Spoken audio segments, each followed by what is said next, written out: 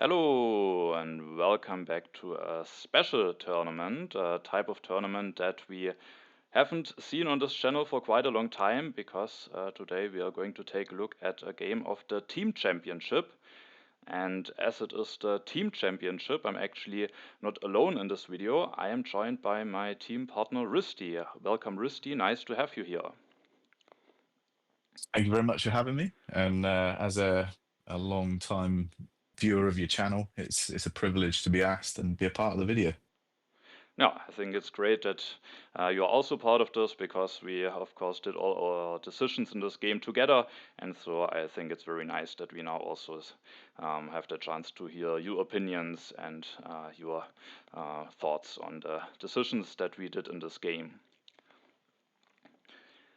All right, and for those of you who don't know what the Team Championship is about, it's basically a 2 versus 2 tournament where two players play against two other players, and the goal is to at the end have combined more culture than the other teams. So that's a very interesting format, and um, I participated together with Andrew the Giant in the first edition of the Team Championship, where we actually managed to win at the end, and that was a very nice tournament. But took also a while because you have to discuss about all the turns, so it is also a bit of a time investment. So after that, I took a break from the tournament, but now I am back this time with you, which is very nice, and also the Team Championship. The structure of the tournament works a little bit differently than it did back then. The teams are divided in groups. In each group, there are 4 teams, and then each team will have 3 games, one game against each opposing team. And after those group stage games have finished, then the top 2 and also some of the best third places of the teams will advance, and then it will from then on continue in KO mode. And the game that we are seeing today is actually not the first game that we played in this tournament. We already had one game against a team. I actually looked up the name of the teams, the Polar Explorers, consisting of Robalda and Martins James, where we managed to win. And now we are at the second game, and we are playing against a team that also managed to win their first game, and that is the team, the Dead Vinci's Reloaded, consisting of Wandering Wolf and Majondor. And those are uh, two quite strong opponents. I think you probably also maybe heard their names. Did you actually play against one of them already before in some tournament? I played against Majondor in a few individual tournaments. I don't think I come across them both in season 2. So I didn't take part in season 1 of the team championship, and I partnered up with Sugoi actually. Um, last season, and we ended up winning our league unbeaten, and then actually getting dumped out on. I think it was the very last impact in the quarterfinals. So Ah, sadly, we didn't make the semis. no, that sounds like a very, very close finish. Yeah, we thought we were going to win. Actually, we thought it was in the bag, but a few surprises come out, and yeah, sadly not. Yeah, so now let's give it another try in this team championship. And now, but we have a very difficult team against us in this round because Mayondor has been quite on a roll lately. Is actually the winner of the last international championship season, so has won a big title with that.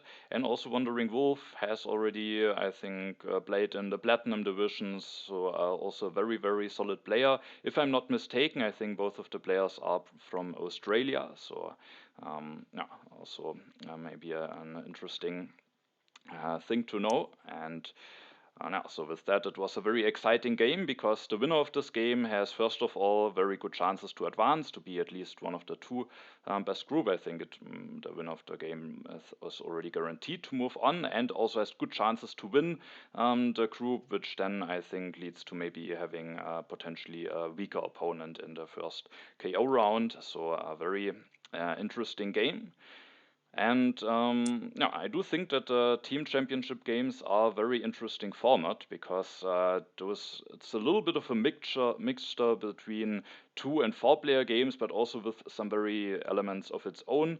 Because as there are only 2 teams, we have the zero sum element from 2 player games. So if you deny something from the opposing teams, it's just a win also for you, and that is then very similar to 2 player games, but there are still 2 opponents that can punish you maybe militarily, so you can't that easily go into a culture race like you can in 2 player games, and more often have to be very careful with the military, also build up a strong economy. So from how the gameplay looks, I often have the feeling it's more like maybe a 3 or 4 player game, but it has the zero sum element from 2 player games, which I think makes it a very interesting format. How are your thoughts about this? How did your team games go in the team championship that you played already together with Sugoi?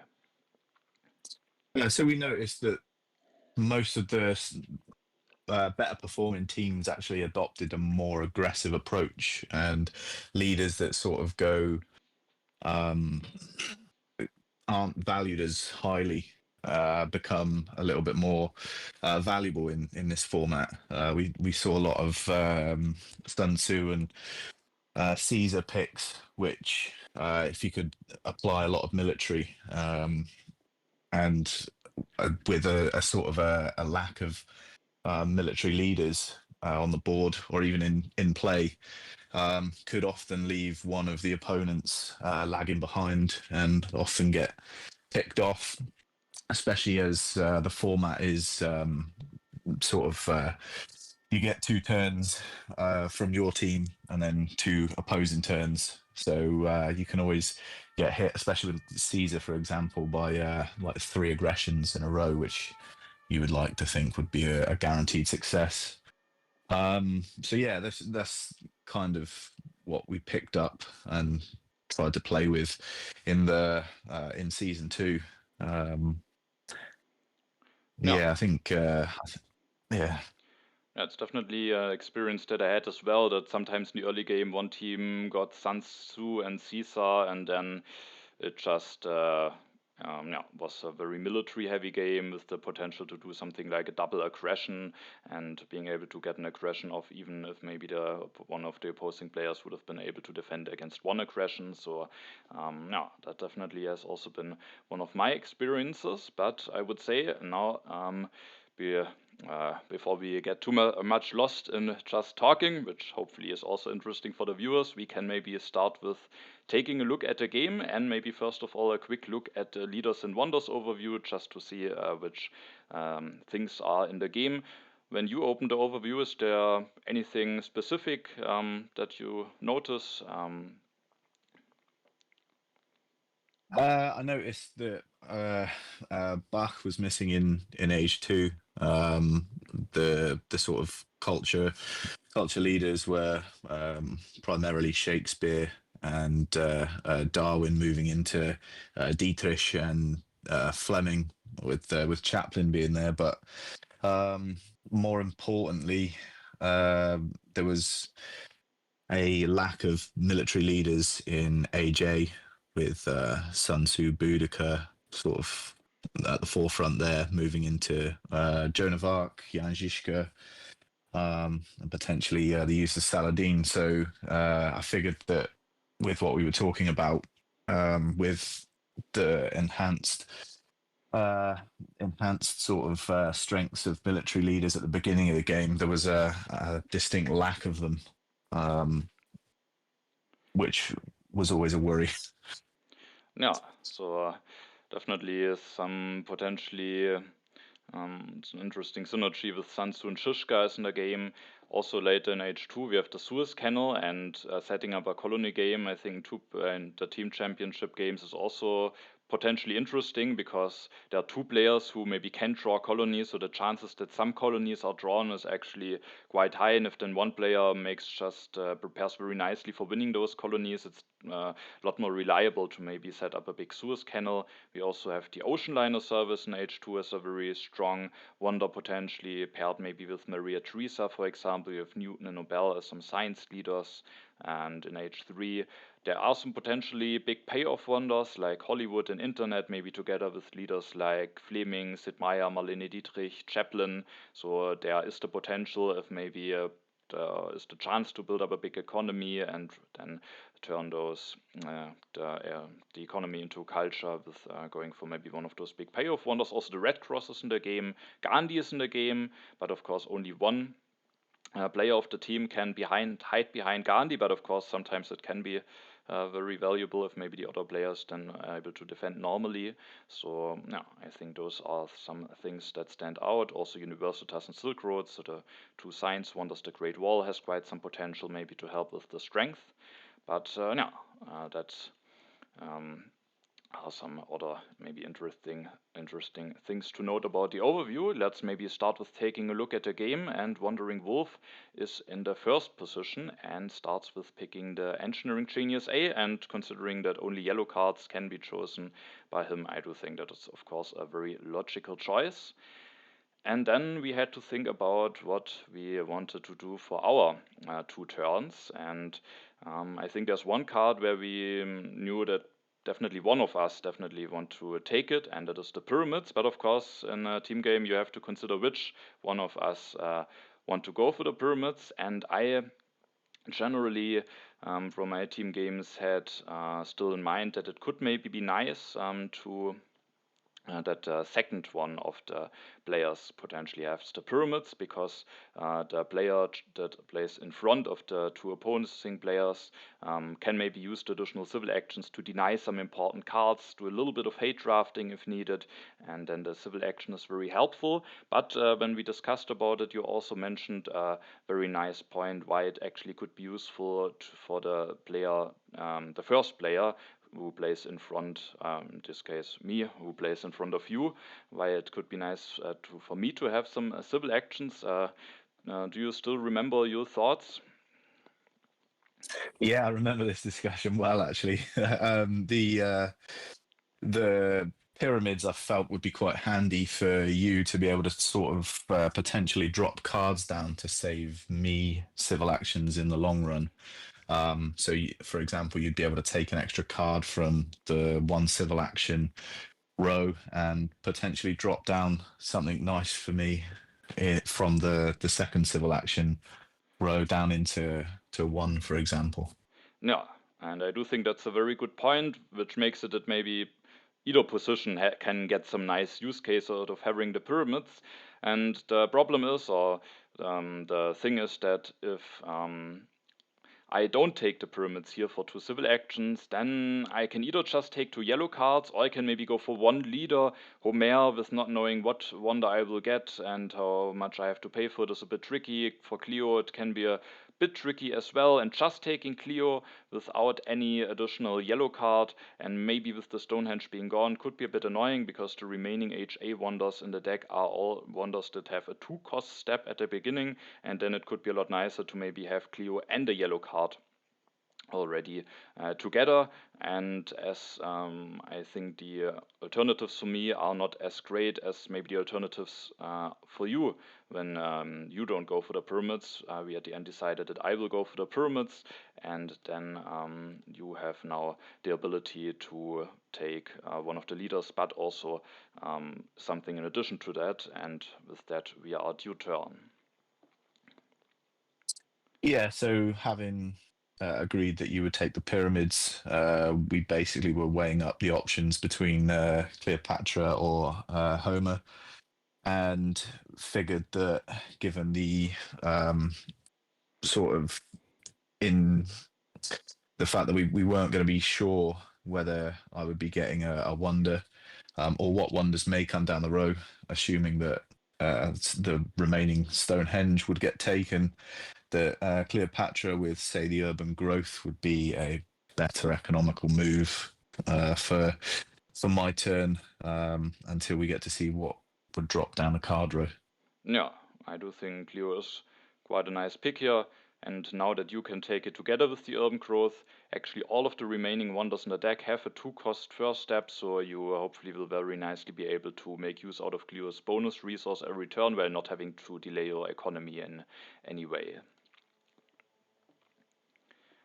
So no, I do think that at the end was quite a nice pickup. I think there was a little bit of an edge case scenario that I noticed after taking a look at the game now in the replay, because instead of the urban growth, I think maybe it could have been considered to just take the rich land at the discard spot, which is of course not that great as the urban growth, because the urban growth can be transferred immediately into one additional resource when building the second lab, which is maybe the plan for the next turn already, while the rich land would also only give the resource maybe one turn later when wanting to build a mine. But when we now take a look at Majondor's turn, we can see that he will actually go for Homer, rich land and patriotism, and with the rich land now also being discarded, it will actually be that the Stonehenge drops down to 1 civil action for Wandering Wolf. So with taking the rich land, the discard spot, we could have let the Stonehenge stay on 2, but it also would have meant that Majondor, instead of taking patriotism, could have just grabbed an urban growth, and with that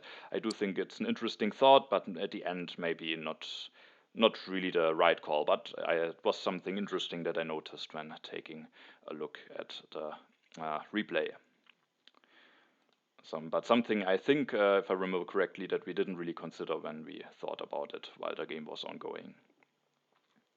No, I didn't notice that either when looking back earlier. No, it's also some very small detail, but now we can see that Wandering Wolf has actually the ability to take the Stonehenge for only 1 civil action, and I mean that's definitely no, not a bad pickup for him. He will now go for Sun Tzu over Boudica, so we can also see maybe that our opposing teams has already some tendencies into trying to be set up a little bit for the military. Boudica could have been a very solid leader, but I think in those team games, now getting more events and maybe trying to get some big event knowledge and control over the event deck might be quite nice. And with that, when Wandering Wolf goes for Sun Tzu, I do think that is a very valid decision. Then it's my turn. I will start with building a mine, and then the big question for my turn was, which leader should I go for? There are, I think, maybe 3 potentially interesting options. There's Boudica, there's Confucius, both in 1 civil actions, both potentially very strong leaders. And then we also have Hammurabi available for 2 civil actions, who maybe also could be taken and then just elected, and the population could still be increased. However, with Wandering Wolf having Sun Tzu, I do think going for Hammurabi here would be quite greedy, also because he is available for an additional civil action. So I think we discarded that thought relatively quickly, and then it was mainly a decision between Boudica and Confucius. If the opponents will try to set up something for the military, then maybe it could be an advantage to not necessarily force the event deck to flip very quickly, because I have the pyramids, you have the Rome roads, which you will go at for your 2 turns. We both have a nice economical setup, and then maybe we could actually get an advantage if we slow the event deck a little bit down and maybe give us some time to build up our economy before we have to worry a lot about strength events and stuff, which is one downside for Confucius. And because of that, and also because of a small card row reason, I think we went with Boudica at the end, because if I now go for Confucius, the Colosseum moves down 2 spaces in the card row, and then, as mentioned, if the Rome roads are then taken at your turn, then the Colosseum again will move down 2 spots in the card row, meaning it will drop down to 1 civil action for Majondor, and Majondor has Homer, and if I now go for Boudica, then actually both of the wonders stay on 2 civil actions, which could actually be a bit annoying for him, and then he either has to pick 1 for 2, or maybe he has to pick another HA yellow card or something like this. And with that, at the end, Boudica was the choice that we decided to go for. I will just elect her, increase my population, so relatively normal stuff. Also, with having the pyramids, one nice advantage of having Boudica is her flexibility, because if before my next turn there will, for example, be something like development of crafts or markets revealed, then I can actually make the decision to take 1 resource from Boudica to finish the pyramids immediately. So I do think that's a nice little detail about the Boudica pyramids combination, that Boudica with her additional resource, if the resources are revealed, can finish the pyramids, and if not, she can maybe just take science, and which then is maybe sometimes more valuable. When I got my first draw, I for a very short time was quite happy because the open borders agreement is normally something very nice to draw. But in those team games, for those of you who don't know it, pacts are not allowed to offer between teammates. So those pacts are basically relatively worthless cards. So it's not really great to draw one of them, but of course my brain is used to being happy when I draw the open borders agreement. So for a moment I was very happy about it, but then I realized that sadly we won't be able to make any use out of it. Alright, then we are at your turn. Yeah, I remember we we were having a chat about the pact, and it was that was a little bit of a disappointment. But yeah, at my turn, I think it was fairly straightforward. We knew that we wanted to elect Cleopatra. The Roman roads being sat there for one civil action, and given the fact that the baby steps of Roman roads, although it's four civil actions, the lower costs for each individual stage, initially two, the rest of them being one, lended itself quite nicely to being able to complete with Cleopatra. I know it's kind of a wonder that we like to finish as soon as possible. But with urban growth, decided to take Roman roads and then look at building the second lab using urban growth. And then to finish off my turn, I just increased population. That being said, the population increase generally for my turns and my style of play, I do like to have a wonder with a happy face, which kind of contradicts what I didn't take Homer initially anyway. But I wanted to keep the population sitting there just in case of the free temple for the development of religion. No. And then with that, I drew the fighting band tactic and a plunder, so nothing that I could cede, but a nice initial tactic, just in case our opponents did try and force a little bit of early military pressure. Yeah, definitely not bad to have a tactic, and also maybe allows to already take Jan Žižka if he should be available early. So definitely a fine draw with already having a tactic. Ideally, maybe it could be nice to have something to seed, but at the end, not too bad. And I do think your turn was just a very nice, efficient turn, getting the leader, getting the lab, getting a wonder, increasing population. So just a very, very efficient turn. Then now, with me having taken Boudica, the Colosseum will stay on 2 civil actions for Majondor, and now he has to make a decision. He makes the decision that he's not willing to pay 2 civil actions for any of those wonders, and he will just go for electing, building a mine, increasing his population. But instead of, with his last civil action, taking one of those frugalities, he makes an interesting decision. He actually plays the patriotism for 1 additional rock, and then together with the additional resource from Homer, he can now build a warrior only with those additional resources. And with me having Boudica, now both of our opponents will be stronger than me, forcing me to already also build a warrior at the next turn, which is maybe not ideal, but I also wasn't too unhappy about it because I have the pyramids. It's not too bad to just start with finishing this anyway, and then I can just build a warrior and maybe delay my second lab for a little bit. So I do think it's maybe a bit annoying, but it also means that my Yondor now already committed to an additional warrior, so I was not too unhappy about it. Also, we can see that there are some interesting cards coming down the road. There's Iron, there's Jan Žižka, and with Wandering Wolf having Sansu, Jan Žižka is, of course, a very important leader to look at. Wandering Wolf seeds and the development of politics is revealed. I have gotten some additional draws out of it, an additional colonization card, a pestilence, and I also have now a tactic of my own, the Legion tactic. What were your draws out of this development? So I drew developed territory, as well as another aggression in a raid, and the barbarians.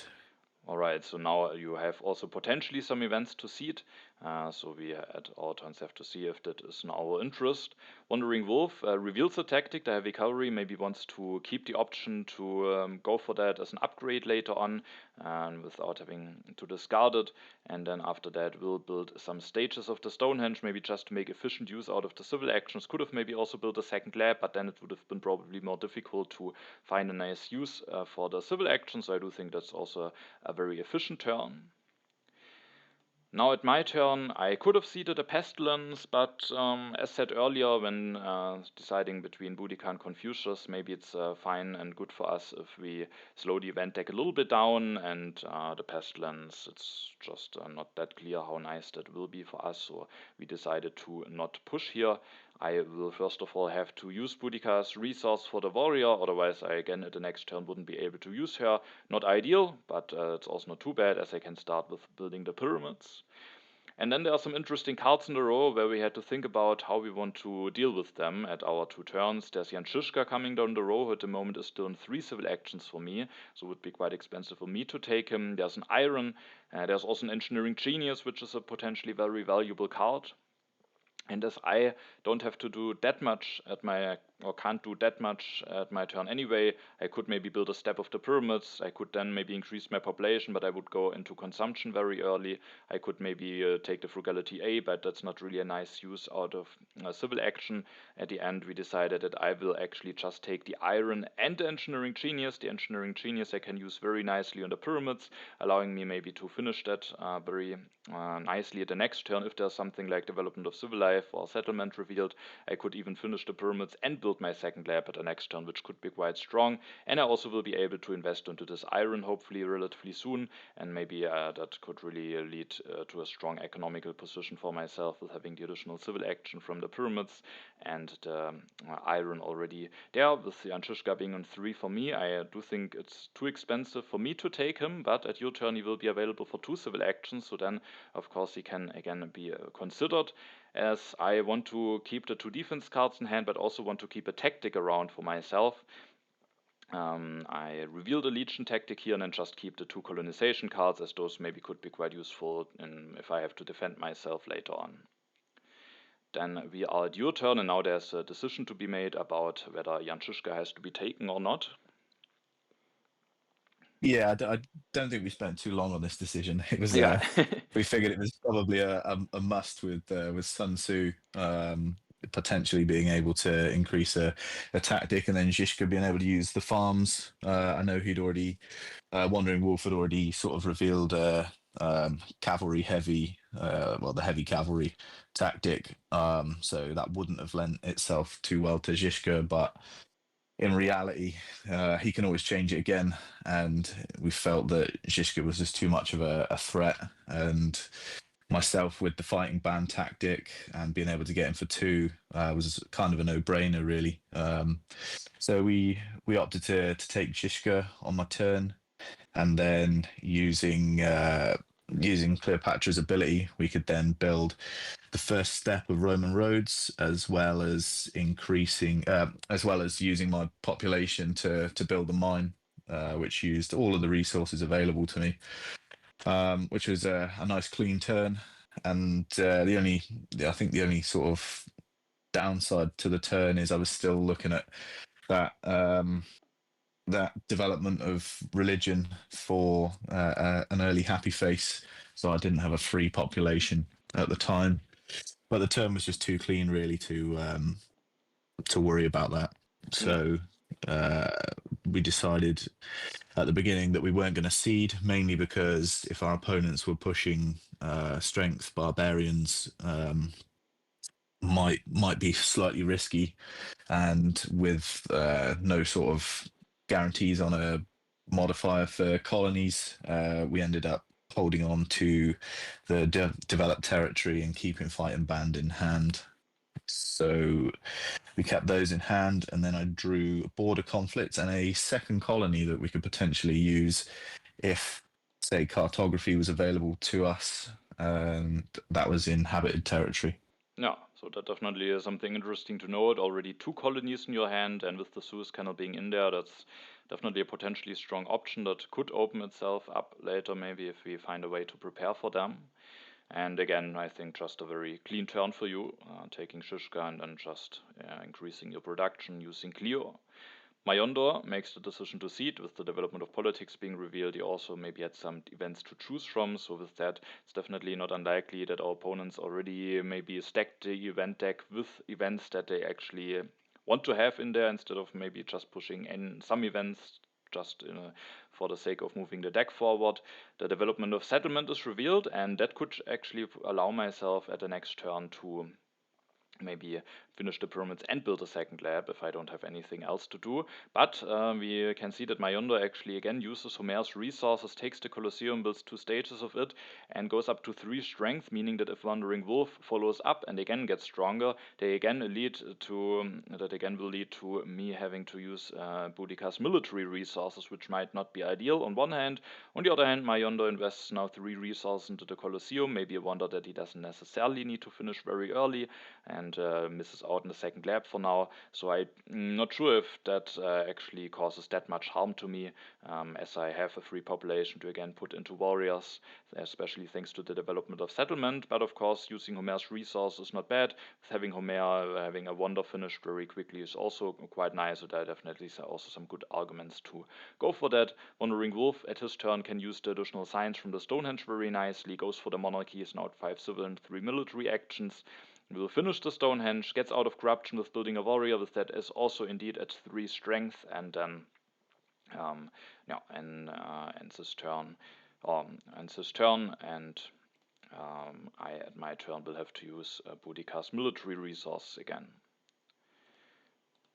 I have only defense cards in hand, so I don't have the option to push at my turn, and then I will first of all increase my population. Thanks to the development of settlement, that population will be happy, and I can put it into warriors. And I was quite happy that I actually have drawn the Legion tactic, because without having any infantry tactic available, it could have been quite a bit annoying to commit that heavily into warriors, but with the Legion tactic I think it's actually quite fine. I maybe delayed a second lab by a bit, but I got all of those warriors completely for free, at least resource-wise, and can maybe now finish the pyramids. Potentially, if I get the signs from Boudica, already start with iron upgrades at the next turn.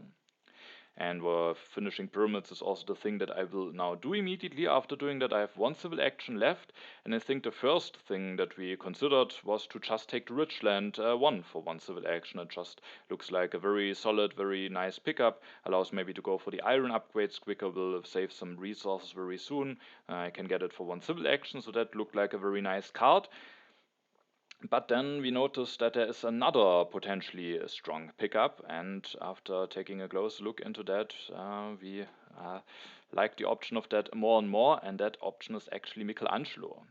Because I can maybe now relatively soon already set up some iron production.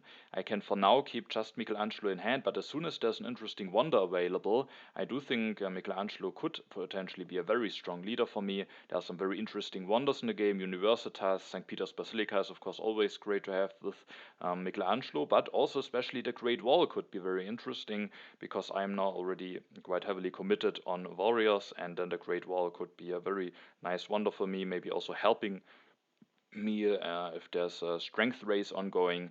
And with that at the end, we actually decided against the Richland and in favor of Michelangelo, who is of course always a bit of a gamble, but I do think he has a good chance to maybe do some nice work here. And with that, we decided to go for him. And and it's of course generally always very nice to go for a nice Michelangelo game. And now I will draw 1 card, my own copy of Fighting Bands, a lot of infantry tactics drawn by us, and then we are at your turn.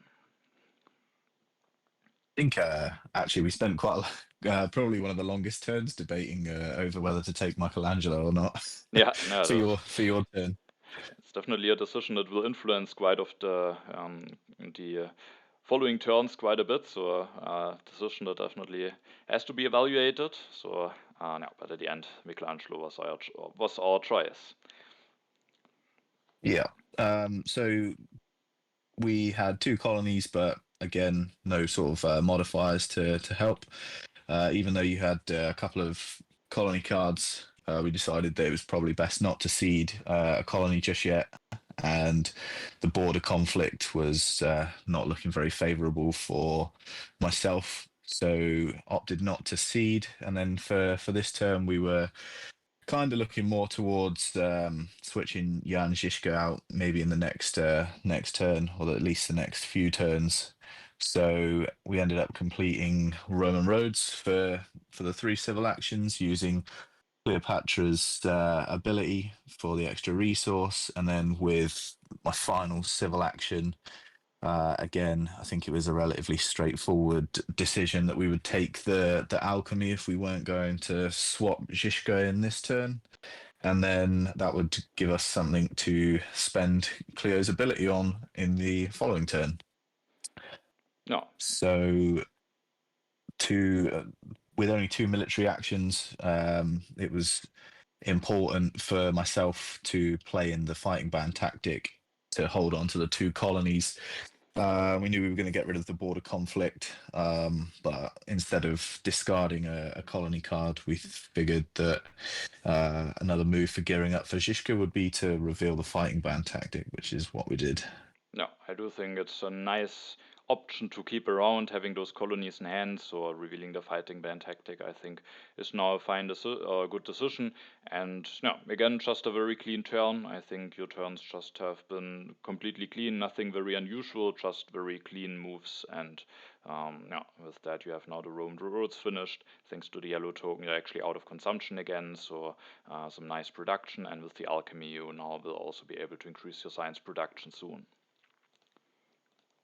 Yeah, and with my final military action, I did actually draw a colony card myself. So I've got 2 colonies and a colonization card in hand. Yeah, so with our draw so far, maybe if Vlada is trying to tell us something, let's see if we will manage to pull something off with that with the colonies.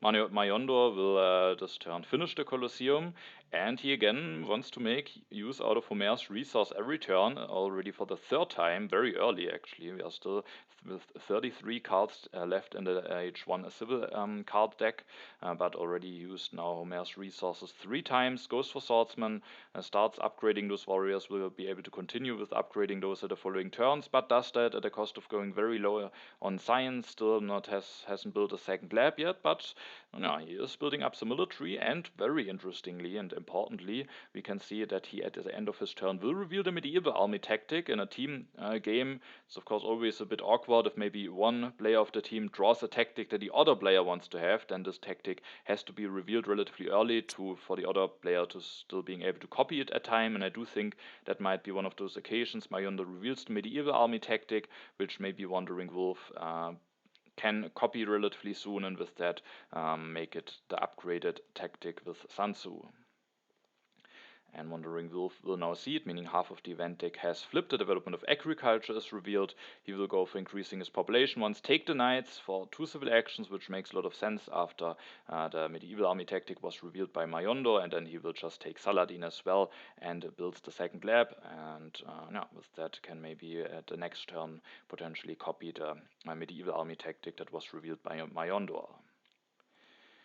Now it is my turn, and thanks to now finally not being one of the 2 weaker players any longer, I have the ability to choose what I actually want to get from Boudica, and I made a decision to take 1 science. That is exactly now enough for me to go for the iron already this turn, meaning I can start a bit of resource production. I could have also built my 2nd lab this turn, maybe, which could have been also fine, but the thing is I have Michelangelo in hand. I do think with Michelangelo it's just nice to start the resource production as quickly as possible to maybe be able to finish multiple wonders with him. So I will go for 1 iron upgrade, and then there's actually also 1 wonder already in a row where we really thought maybe it is just worthwhile to take it, because I could of course now take this copy of Knights for 2 civil actions, maybe trying to set something up to go for Knights at some point, but with me now wanting to go for Iron, I'm very low in science afterwards, meaning I probably won't be able to easily go into that potentially soon upgraded medieval army tactic, and but in a very nice alternative way for me to stay ahead in strength is the Great Wall. That is available in the 2 civil action area. I have those 3 warriors, and I do think that wonder could make me a lot safer, and with that we made a decision that actually already this turn I will switch to Michelangelo, take the Great Wall, and then for the last civil action there was the big decision on how to get out of corruption. I could either go for another mine upgrade, or I could increase my population. And now of course normally it is nice to get a mine upgrade immediately, but it is maybe also just a little bit greedy this turn because if I don't go for the upgrade, I'm at 8 resources, meaning when there will be some events flipped by our opponents, which is definitely likely, then there's a good chance that at least one resource giving development will be revealed, which could allow me to finish the Great Wall already the next turn. If some events will be seeded, maybe soon the event deck will already be flipped. Also, Wandering Wolf has maybe some strength potential if he goes for Knights the next turn, goes for the Medieval Army tactic, maybe goes for Saladin, could even take the strength from Saladin, could even have the Phalanx tactic. With that, he could go for something like 10 strength if he wants to, and then being at 5 strength, even though I have 2 defense cards, could be a bit annoying. But at the end, we still went with the Iron upgrade because even with not doing the second upgrade, it's not guaranteed that I can finish the Great Wall at the next turn. One reason why it could be nice to finish the Great Wall is also maybe to pick up this Universitas with Michelangelo, but that wonder could also be taken away by our opponents. And we just thought maybe if we don't see it at all, we have a little bit of a time to prepare for the event deck, and also it felt like a bit of an expensive move if my Wandering Wolf will maybe go for Saladin and take his strength and just puts a lot of effort into the military. So at the end, we decided that we can go for this upgrade and maybe be fine with finishing the Great Wall only in 2 turns. And now, with that, Michelangelo maybe has already been somewhat rewarded, the pick of him, because the Great Wall, I think, is very nice to go for. The Happy Face will give a little bit of culture reduction with Michelangelo. And at the end of my turn, I will draw the Medieval Army tactic and a card that could be quite interesting, the Knowledge of the Ancients. And with me having Michelangelo, if I should indeed manage to go for a lot of wonders, that could be an event that could actually turn out to be quite strong for us. And yeah, then we are at your turn. You have actually a lot of blue cubes lying around on your farms and mines. It's a bit difficult to get out of corruption. And there's also a copy of Knights for 2. So let's talk us through how we solved this turn. Yeah, so there was quite a few options. I think it was probably my first turn that actually gave us a bit of a headache, as the rest of them were relatively straightforward. With knights and the likelihood of a tactic getting increased using the knights, which we figured might be the medieval army that Majondor has given out early for Wandering Wolf to copy. Might have been some value in taking knights, especially with Zizka, which would allow me to just build knights, copy the tactic, and then the farms would also act as the infantry. There was the Universitas also, and the cartography entering the row with the 2 colonies that I had in hand. When we discussed it, we felt that the cartography for 3 was out of the equation. It's most likely to drop back down if we've already got a couple of colonies, for example. Then the likelihood of our opponents wanting it, unless Sun Tzu has drawn some of the other colonies, then they might not fancy taking it. So we were just going to see what would happen with that. And then with the Universitas, decided that with alchemy in hand, another turn would be, or a better turn potentially would be to develop the alchemy, get a final use out of Cleopatra, double upgrade onto the onto alchemy from philosophy, and then look to play in Zizka for the added strength culture bonus that gives. And then that left me with 1 civil action left, which to get out of corruption had to be a population increased pop. So that chewed up the 4 of my civil actions. Again, with the cartography being on the row, we opted not to seed a colony just in case, hold on to it. But the introduction of Zizka gave me the 3rd military action, which also allowed me to hold on to all 3 cards in my hand, which would have been quite nice, or which would be nice depending on whether we get the cartography for a colony game. So instead of having to either get rid of a colony or a card to help me win one of the 2 colonies, we could hold on to all 3. Yeah, that's So definitely nice. The military action of Jan Žižka immediately being put to good use. Yeah, I got an additional strength, which was could have been quite useful, considering that I'm the weakest. And my draws were uh, another aggression in enslave, a third colony in and immigration. Yeah, so now with 3 colonies, we were definitely very interested to see if the cartography will be taken away by our opponents. And also, one interesting thing about team games is that copies of certain technologies, where there are 3 copies, you can make it that one of the teammates is just guaranteed to get them if the other teammate is fine to miss out on them, and that is maybe in this case the case with the knights that are on the row, because normally in a normal 4-player game, I think this turn might have just been that you will take the knights. But if I just am fine with not going for the knights at all, and I'm very low in science, I will have the Great Wall, so I don't need the knights anyway, then we figure that there is no need to grab the knights already this turn. It's even maybe nice. It will stay on 2 civil actions for Majondor, so if he wants to get a secure copy, he has to take it for 2, otherwise he is at the risk of maybe potentially missing out on the other 2 copies if we should take both of them away, and so maybe he has to pay now 2 civil actions to get it, and I can just pass on my copy of knights, and then you are still guaranteed to get a copy of knights, which is also, I think, an interesting element of those team games. Then it's Majondor's turn. He will seed, so the event deck is again moving forward. The development of science is revealed. He again will use the resource of Homer, will take the knights, increases population, finally builds the second lab. With having those knights, he is also in a position to maybe make use out of the increased medieval army tactic, which is of course not increased yet. Wandering Wolf seeds as well. The development of civil life is revealed, and as you can see, the cartography is actually taken by him, which were a little bit unhappy to see. Now those colonies are maybe not that useful to have in hand. At least we know that at the moment our opponents don't have those colonies in hand. And but at least we didn't commit to any of those colonies yet, so we did as few as we could to maybe help our opponents with setting up for a colonization game.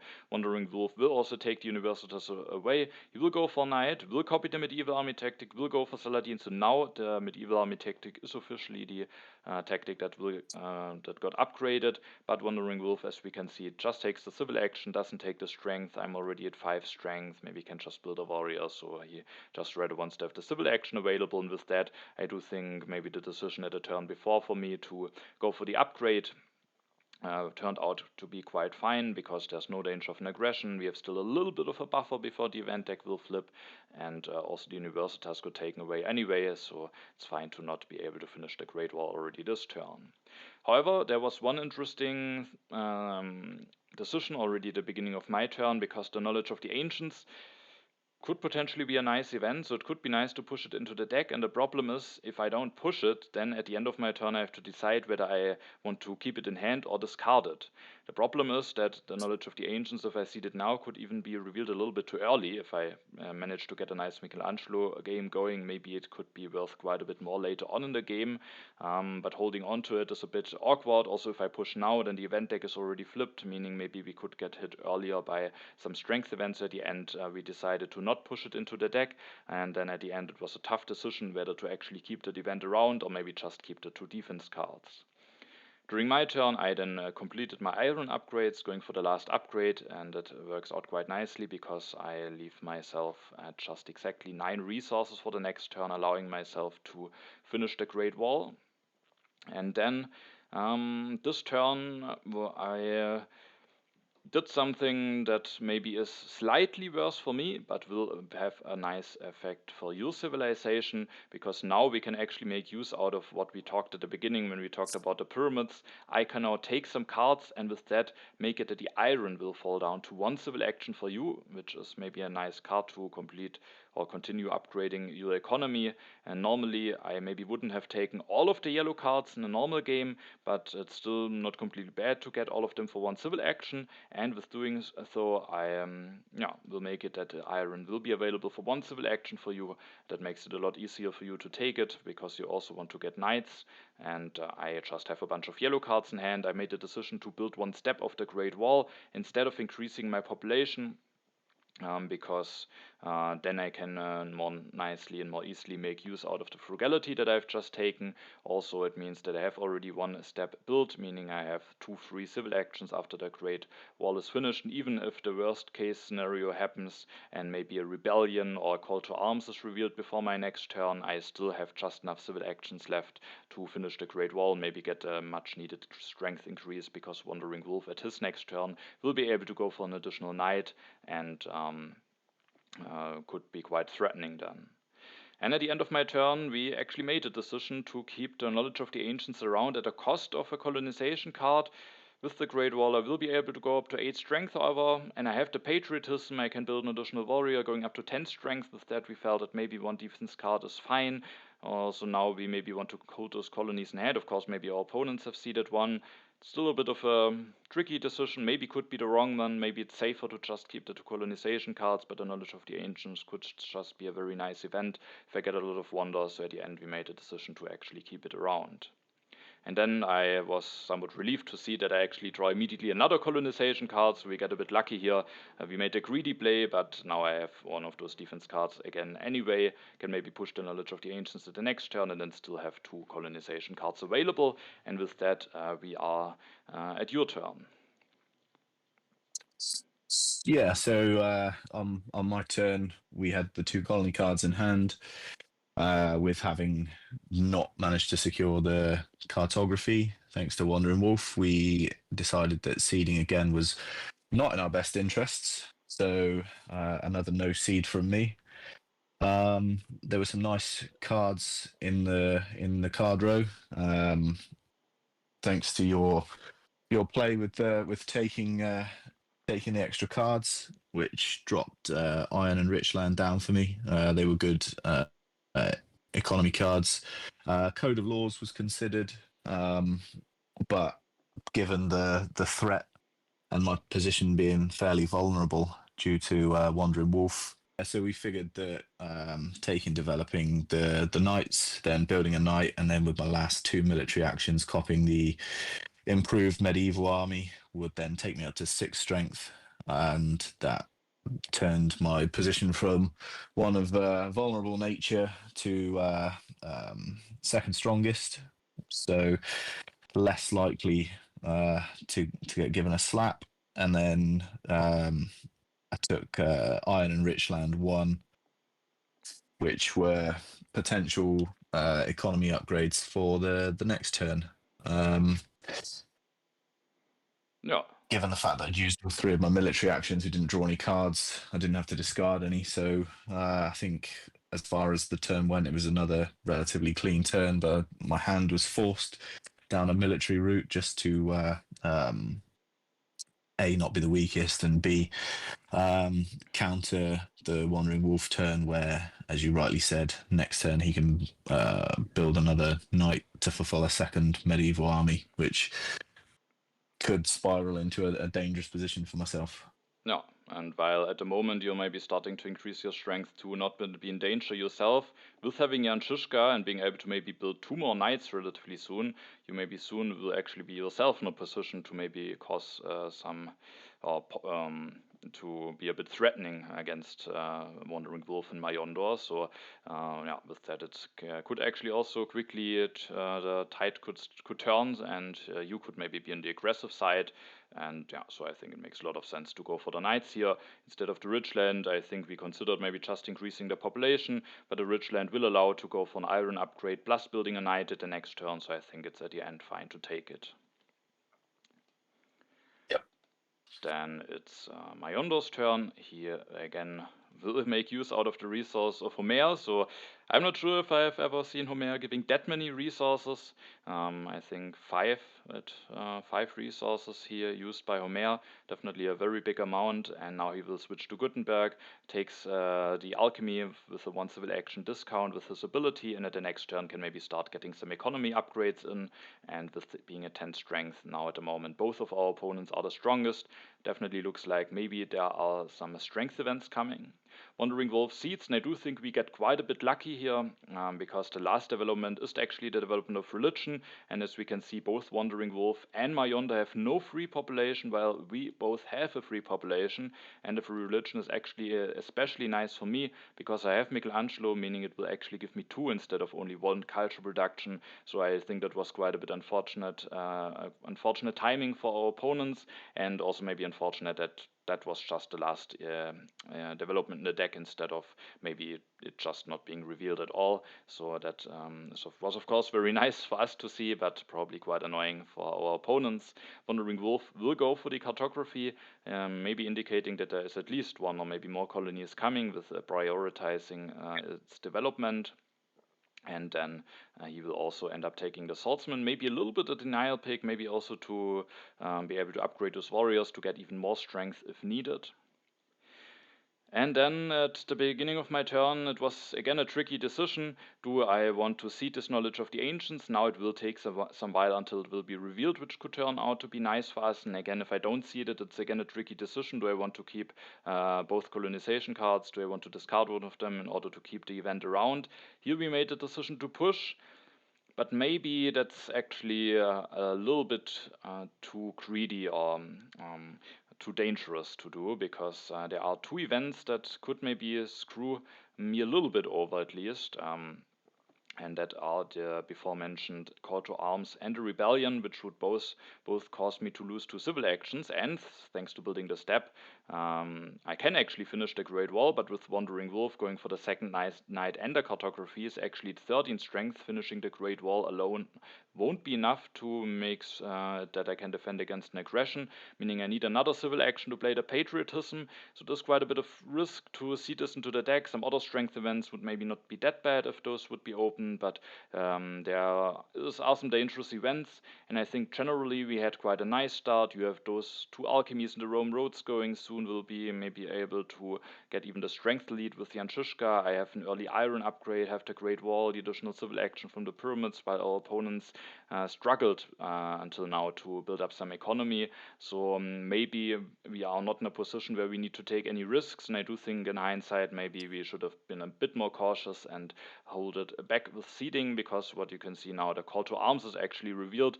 I will lose 2 civil actions, you will lose 1 civil action.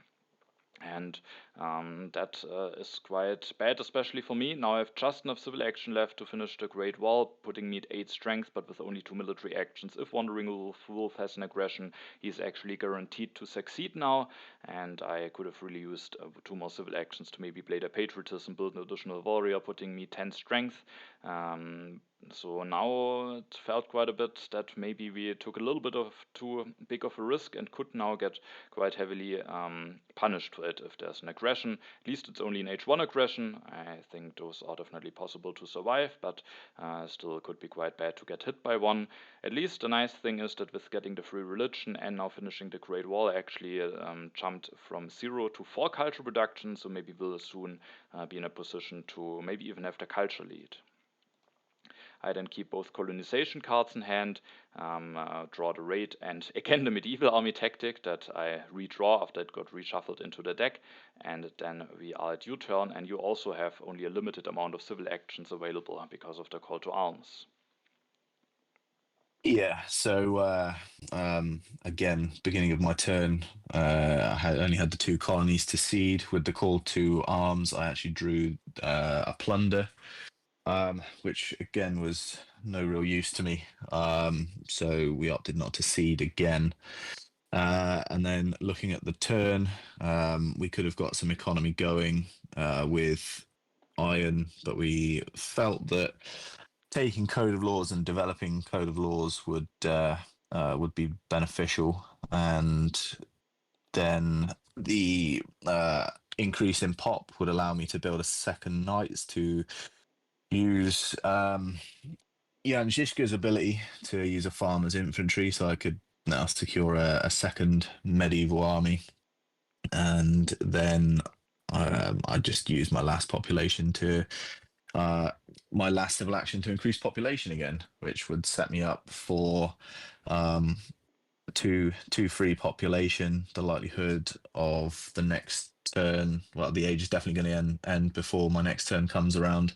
So I would have one. I would have one sort of disgruntled worker, but I'd have a free population to put into potentially another medieval army to counteract another strength push.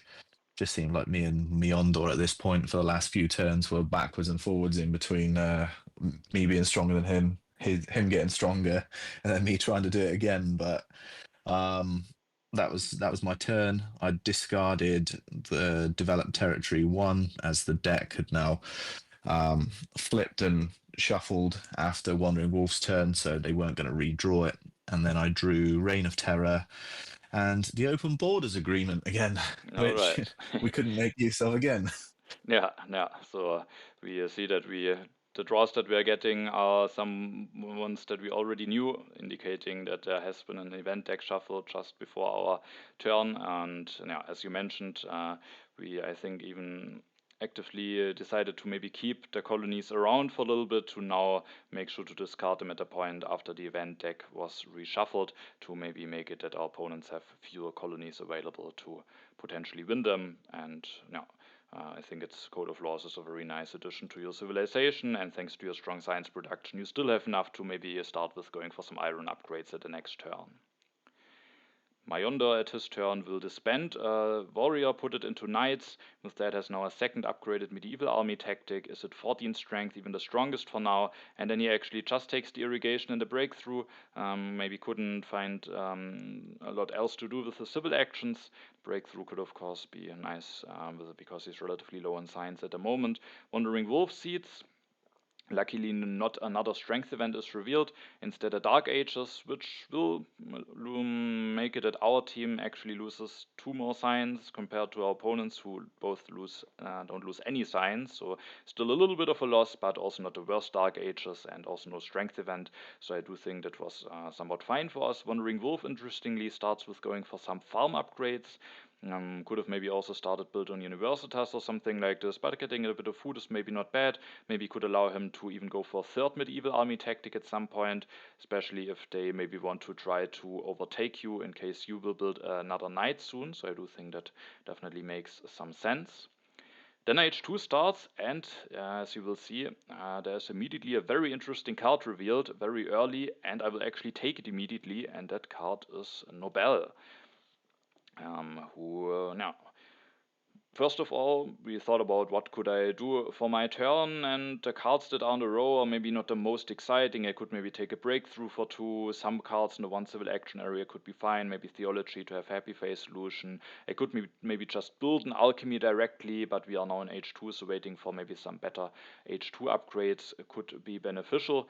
And so Nobel for 3 is expensive, but the alternatives to my civil actions are not that great. The best thing to do maybe could actually be to play the reserves for food, and then with the frugality I can increase my population 2 times, maybe build a second lab, maybe take 1 card from the row. So I do think it would be possible to play a somewhat efficient turn without taking Nobel, but Nobel is just a very nice addition for me, which of course means, and we had to it was not an easy decision for us because we had, of course, this nice Michelangelo dream, maybe me being able to build St. Peter's Basilica, maybe some strong H2 wonders or some stuff. But now if I go for Nobel, I will make the decision to elect him because I think his additional science is quite valuable for me. And if I don't take Nobel and Ristey also wouldn't take Nobel, and I think Ristey at the moment definitely wants to keep Jan Žižka, so it would for the moment only be a denial pick, then I think Nobel would just be a very nice addition for Majondor. Majondor has 2 more Gutenberg activations, but after that might need a replacement leader, and the additional strength and science from Nobel could just be very helpful for him. So because at the end we took Nobel, or I took Nobel, because I think the additional science is extremely useful for myself, also as well as the strength. Even it hurts a bit to lose Michelangelo, but if those strong H2 wonders are late, then maybe it isn't that great anyway. And we also with that denied the option from our opponents to maybe go for him. After going for him, I have 2 civil actions left. I will go for building the second lab. Also, one thing, of course, I forgot to mention, during Wandering Wolf's turn, he could have played an aggression against me, but it seems like he didn't have one, because he would have been guaranteed to succeed. Again, maybe our opponent's getting a bit unlucky, not being able to punish me. However, I maybe at this turn give him another opportunity to punish me, because I will go with building the second lab, increasing my population. And now I could just build a warrior with one of the military actions and the 3 remaining resources that I'm having, but I figured I have those 2 colonization cards, those are enough to defend against Majondor, and it would just be quite nice to maybe build the additional warrior later on with the patriotism, maximizing the amount of draws that I have, and also getting now immediately more draws could be nice, maybe allowing myself to get a tactic or something earlier. So I do think those are all valid reasons. But of course, in a team game, there's the potential of a double aggression, and so it is a bit greedy. I do think it's a reasonable decision, because Wandering Wolf at his last turn definitely indicated that he doesn't have an aggression in hand, but he had some more draws now, and with that, maybe it could have been worthwhile to just play it a bit safe, build a warrior, even though maybe it could make it a bit difficult to still find a nice use case for the patriotism. But be maybe safe also from a double aggression. But at the end, we made a decision against it, and now let's see if that will get punished during our opponent's turn. I will now get 2 draws at least, which is the upside from not going for this, and it will allow me to get an event, the international negotiation. So if I at some point want to push, I now have the option to do it. And then we are at your turn. Yeah, I think it was difficult to give up on the pipe dream that was a strong Mikey play, but Definitely, I think it was a must, because I certainly didn't want to take Nobel, but going into my turn. Again, which seems to be a recurring theme. I didn't really have anything I wanted to seed. Another, the colony still, and Reign of Terror was more a lottery, because we were just bouncing around strength. So it was could have been down to a coin toss on whether we won or lost that. So opted not to seed. Then going into the turn, our opponent seemed to be pushing strength the whole time, and I've got this little backwards and forwards thing going with Majondor. So I felt it was easy to build a knight, get a 3rd enhanced medieval army going, extra culture, extra strength, sends me into the strength lead with 16, and then I could get my economy going with the development of iron, and then use rich land to increase, to go from bronze mines to an iron mine, which left me 3 remaining civil actions. And I felt that, given the fact that we were going to be looking at the 3 of us, so me and yourself, as well as Majondor for a government form, that if only one of us, if there's only 2 copies that 3 of us are fighting for of Conmon, then the extra military action might actually be somewhat handy. So we opted to take Warfare, and then the copy of Breakthrough. This used all of the civil actions, but set up quite nicely for an economy push next turn, as well as a minor strength increase potentially. So at that, we decided that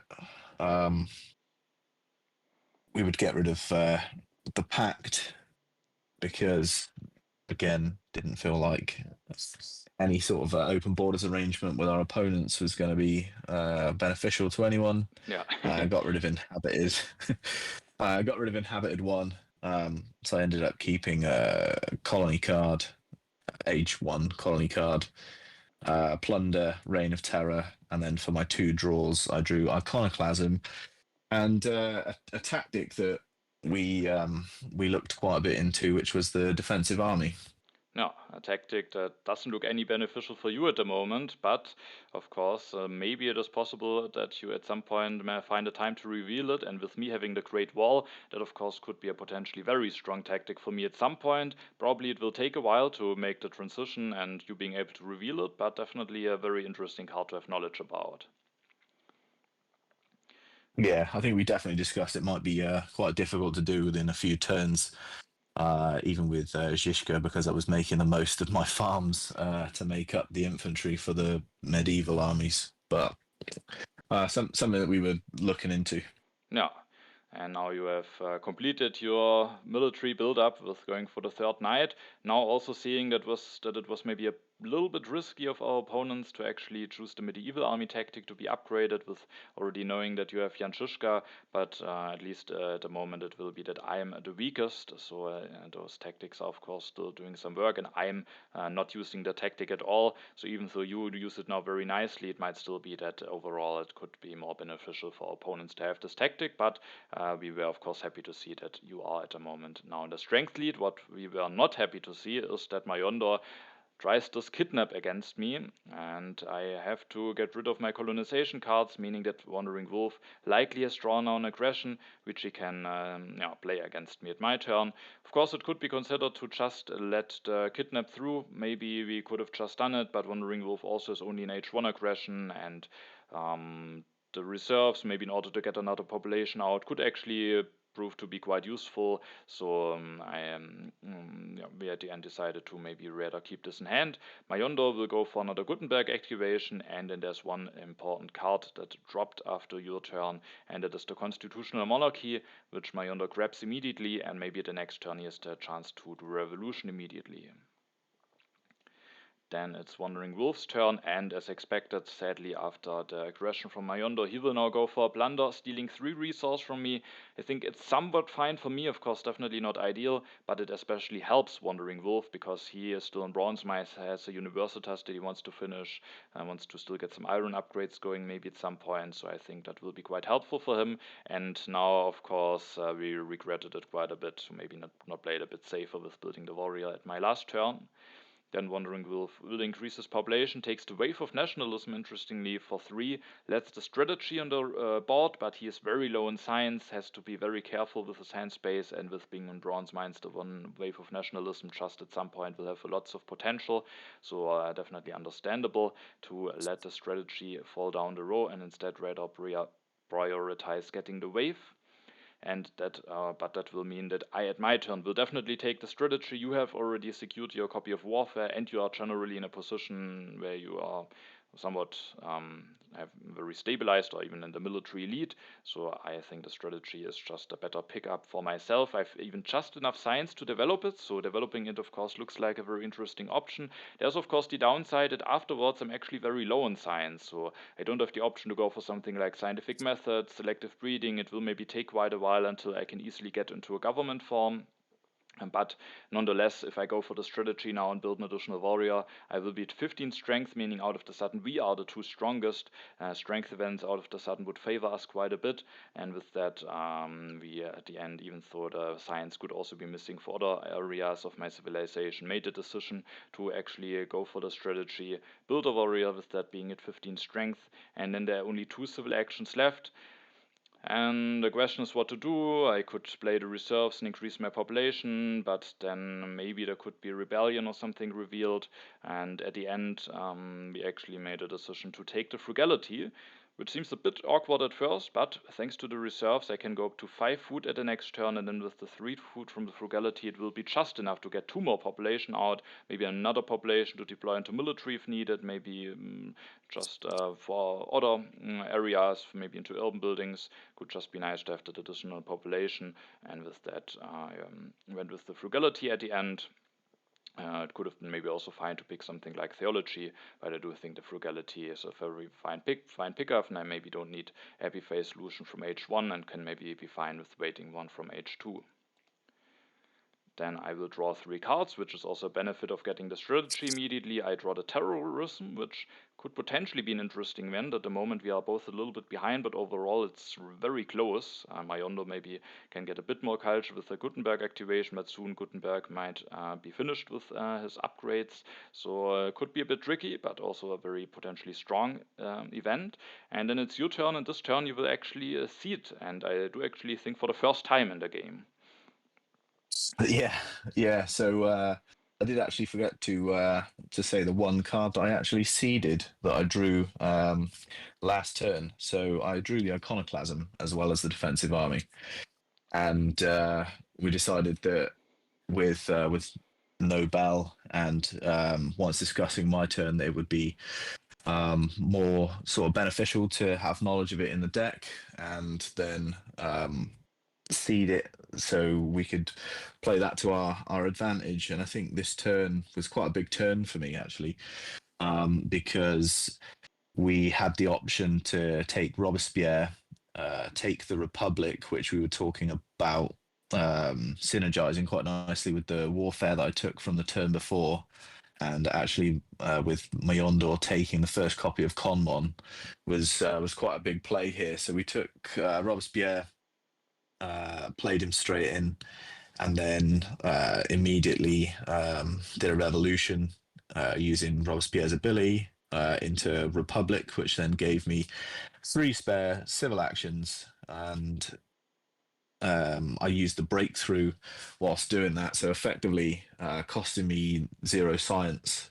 So I was able to then also develop warfare, which gave me a fourth military action, and then for the use of warfare, I could then build another warrior to go back in strength. Sadly, with having swapped out Zizka into Robespierre, I lose the use of the farms to fulfill the tactic. So the warrior actually gave me 1 tactic instead of the 3. So I dropped from 16 strength to 11. So that was important to go back up in strength, just to leave myself somewhat able to defend in case of more aggressions, which we saw them pushing last turn, unfortunately. And then for my last 2 civil actions, I upgraded a mine just to help push a bit more of my economy. And then having looked at my civilization, we were going to be in need of a happy face solution. So organized religion sitting on 1 civil action was preferential, even if it meant leaving team sports on 2 civil actions for our opponents. So that, in my opinion, was a very big turn for us. And then I decided to keep colony cards, so an Age 1, Age 2 colony card, the Defensive Army, and then Arms Industry. And having used all of my military actions, I didn't get any draws, so that was my turn. Yeah, I definitely agree with you. Definitely a very strong turn. Also, the warfare coming in handy immediately after the turn that you took it before. It was very crucial to have the ability to develop it after doing the Robespierre revolution, to actually have the 1 military action to rebuild the warrior. Otherwise, you wouldn't have been able to bid as much for the colony. And when we take a look at the row, the Suez Canal is actually coming down the row. So if our opponents should start now winning some colonies, maybe even getting some additional draws with the strategic territory, making it more likely that they will draw a strong H2 colony, it could just be the start of a big Suez Canal game for them. So I think it was quite nice that you were able to bid an army for this, and still, thanks to the 1 military action from the warfare, managed to rebuild this warrior, meaning you can do this revolution while still being competitive in strength. Then one interesting thing to note maybe is that you don't take the cannons. You maybe could have potentially taken it instead of the organized religion, but as you said, the organized religion will be needed soon, especially when the team spots will be taken. There's only 1 happy face solution left, and I also will actually still need 1 at some point. So now using the opportunity to get the organized religion for 1 is nice. And as soon as you take the cannons, there is the chance that cannons could get denied from me. So with you not committing to the cannons, we leave ourselves in a position where we can guarantee that I will at some point get the cannons, and those could maybe be more important for me with having the Great Wall and with having the knowledge that at some point, maybe in a bit more in the future, the defensive army tactic might actually be available. So I do think that also was an interesting thought about the cannons, but yeah, definitely a very strong turn. And even though Jan Žižka is gone, I do think going up into this 8 civil action, 4 military action setup is just very, very valuable.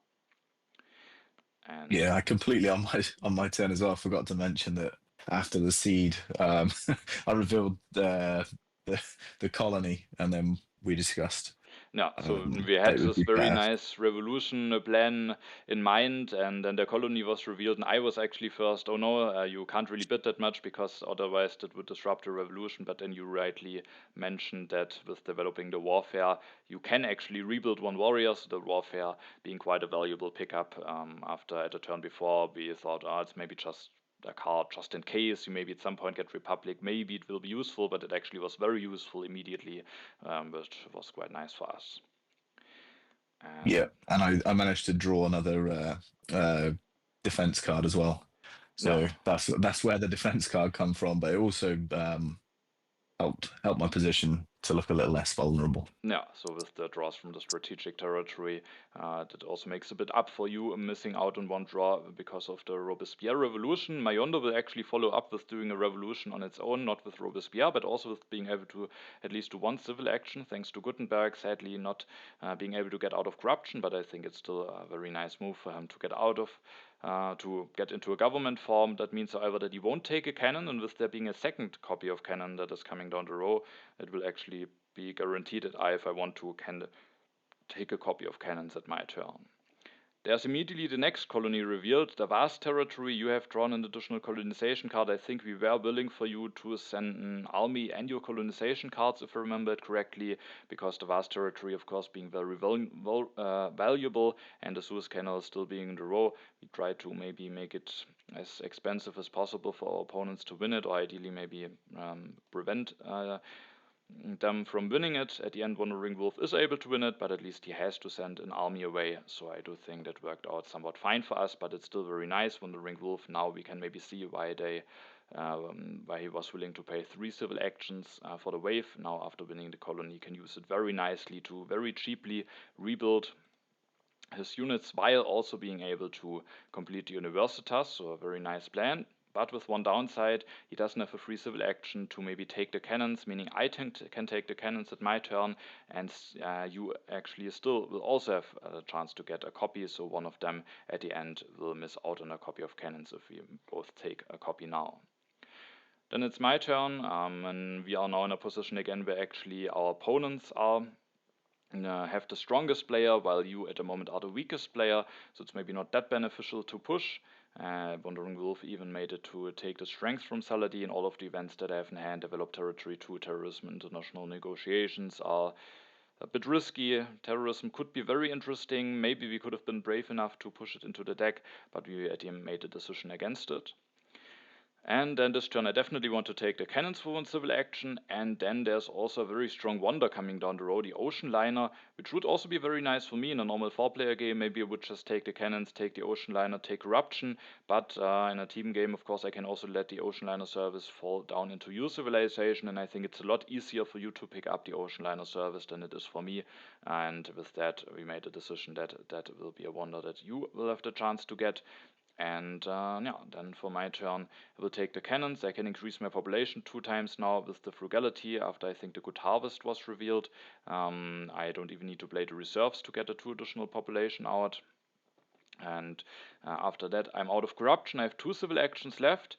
And here again, I made it that maybe some cards are sliding down the row a bit quicker for you. With taking the team sports and the urban growth, I will make it that the engineering genius will actually be available for 1 civil action for you. And with taking the ocean liner service, that will be an extremely efficient yellow card. Getting that for 1 civil action into 4 resources is an extremely strong trade. So now we thought that it is worth it for us to let me take all of those cards, making the Engineering Genius being available for cheaper for you, and the cards that I'm taking are actually also all useful for me. I have now Heavy Phase Solution, which I still need. I have the Cannons, and the Urban Growth also will be very nicely used. Only downside being that I have a full hand now, meaning if there's Selective Breeding or Scientific Method in the road the next turn, it's maybe a bit tricky to just get into it immediately, but that was a downside that we at the end were willing to accept in order to me getting all of those cards and you also getting more cards available for cheaper. So that at the end was my turn, and I then discarded one of my events and then drew the Civil Unrest 1 colonization card and also the raid, and then we are at your turn again. Yeah, so like you said, me being the weakest, didn't seem any benefit to seeding the only seedable card that I had, which was the arms industry. So thankfully, with your generosity, I could take the Engineering Genius for one. The Ocean Liner Service was definitely not going to get passed up, and the copy of Cannons to help us transition into defensive army was also snagged. I increased my last mine, developed my last mine from bronze to iron, and then with our last 2 civil actions, we were having a look around what to do and felt that if we denied the first copy of coal to Majondor, he may potentially have a torrid time in trying to increase his economy to a point where if the last copy of coal is late, it's gonna hinder him. So yeah, we decided that was probably the best use of the last 2 civil actions, and then having 4 cards already in hand, I didn't need to get rid of any. And then my 3 draws were a prosperity, another plunder, and then I had a second age 2 colony card. So my hand now looked quite strong in the sense that I had 3 defense colony cards, 1 age 1, 2 age 2s, a prosperity arms industry that are relatively seedable, but maybe our position at the moment isn't one in which we'd like to play any into the deck, and then an aggression in plunder in the defensive army that we'll try and transition to at some point. Yeah, so again, a very nice turn getting the Ocean Liner Service together with the Engineering Genius. And then, as you mentioned, interesting coal denial.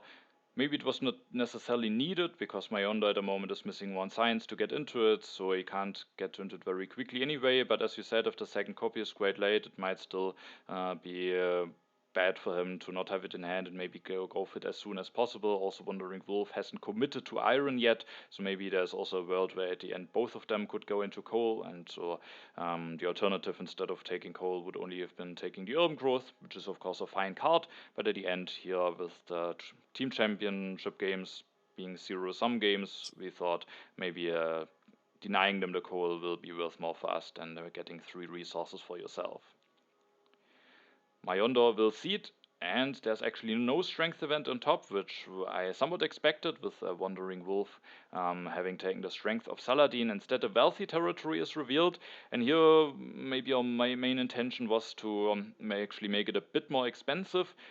We weren't willing to make it that anyone is in harm of an aggression after winning it, and you were just able to bid a 6, but at the end was you actually won the colony, having to send away an army. You could have actually also just sent 1 unit away, but that would mean that you have to use a bunch of your colonization cards, and you would not have been able to defend yourself, while now you are quite weak in strength, but you have actually a lot of colonization cards, so you can actually defend yourself in case Wandering Wolf tries to go for an aggression. So a bit of a price to pay, but I do think it might be worth it as a denial. With me taking all of those cards, one other reason was actually also to let the Suez Canal be in the discard spot on Majondor's turn, meaning that Wandering Wolf doesn't have a chance to take it. However, if Majondor now maybe would have been able to win this wealthy territory, and if he has already a strong H2 colony drawn, then he could have maybe still gone for a nice Suez Canal with the help of the wealthy territory, finish it relatively quickly, and with that get a nice boost to his economy. So even though it's a price that you have to pay, whole army, and being now at 5 strength, I do think it at the end might have been still worth it to maybe prevent our opponents from the option of a Suez Canal. And then Majondor will increase his population, takes the urban growth, the selective breeding, and an efficient upgrade. Uses Gutenberg again to build an additional lab, so doesn't go for Darwin, which maybe could have been an interesting leader, but the team sports are also already gone, so maybe it could be a bit troublesome with the happy faces at some point. And talking about happy faces, Wandering Wolf seats and the rebellion is actually revealed. Sadly, I have one discontent worker, meaning I will have only 3 civil actions available at my next turn, which will definitely be a bit limiting. Wandering Wolf will now go for Saladin. He's actually for Darwin, getting rid of Saladin. He has actually the Bread and Xerxes in hand, meaning he's nicely prepared to build up some happy faces without any downside from Darwin. He will then take the Ridgeland, a copy of Rifleman for 1 civil action. With Darwin could have also taken the one for 1 civil action, but I guess it makes sense to take the other one, meaning that now we don't have the option to let this copy through to you in case that is what we would prefer. But in this case, it doesn't make a big difference because I was planning to maybe at some point go for the defensive army tactic, want to have those Riflemen for myself anyway. Then it is my turn. Again, we didn't feel the need to push any of those events into the deck. And I have sadly only 3 civil actions. I have also a full hand, making this turn a little bit tricky to play. But at the end, we made the decision to maybe transition into a bit of a military-heavy play, as at least for my side, because I can now have a lot of resources saved up.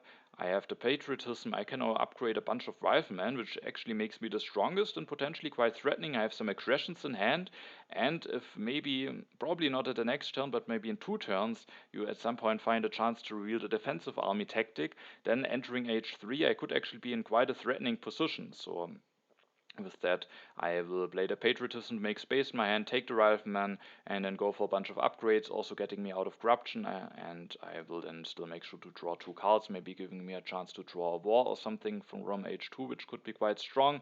Another option was to build a team sports, but that makes me the strongest, gets me out of corruption, and with that, we felt that this may be the more beneficial play.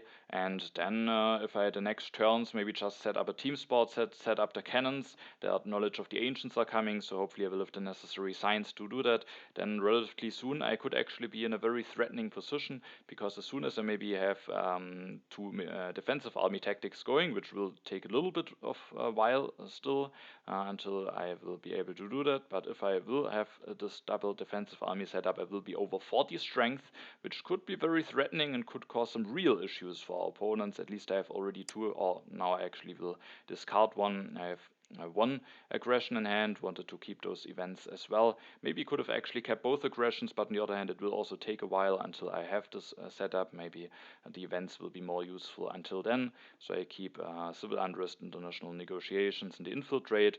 Will draw another colonization card, and very interestingly, the politics of strength, which could work quite nicely with the plan now of me maybe going for a bit of strength. And now it's your turn, and despite you being the weakest, you actually seed something into the deck here.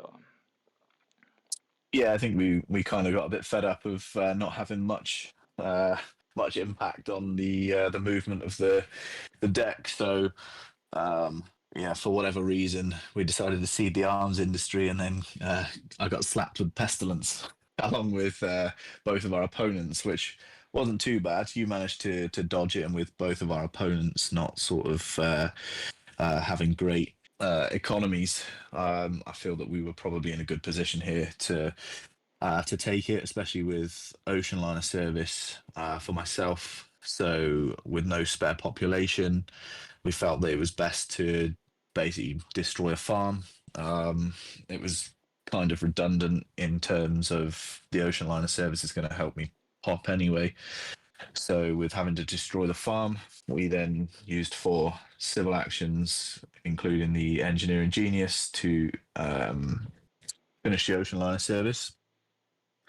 And then with being reduced in strength due to winning the colony, we definitely felt that getting stronger and gearing more towards the defensive army was a better play. So I popped using food initially, and then once again using the ocean liner service.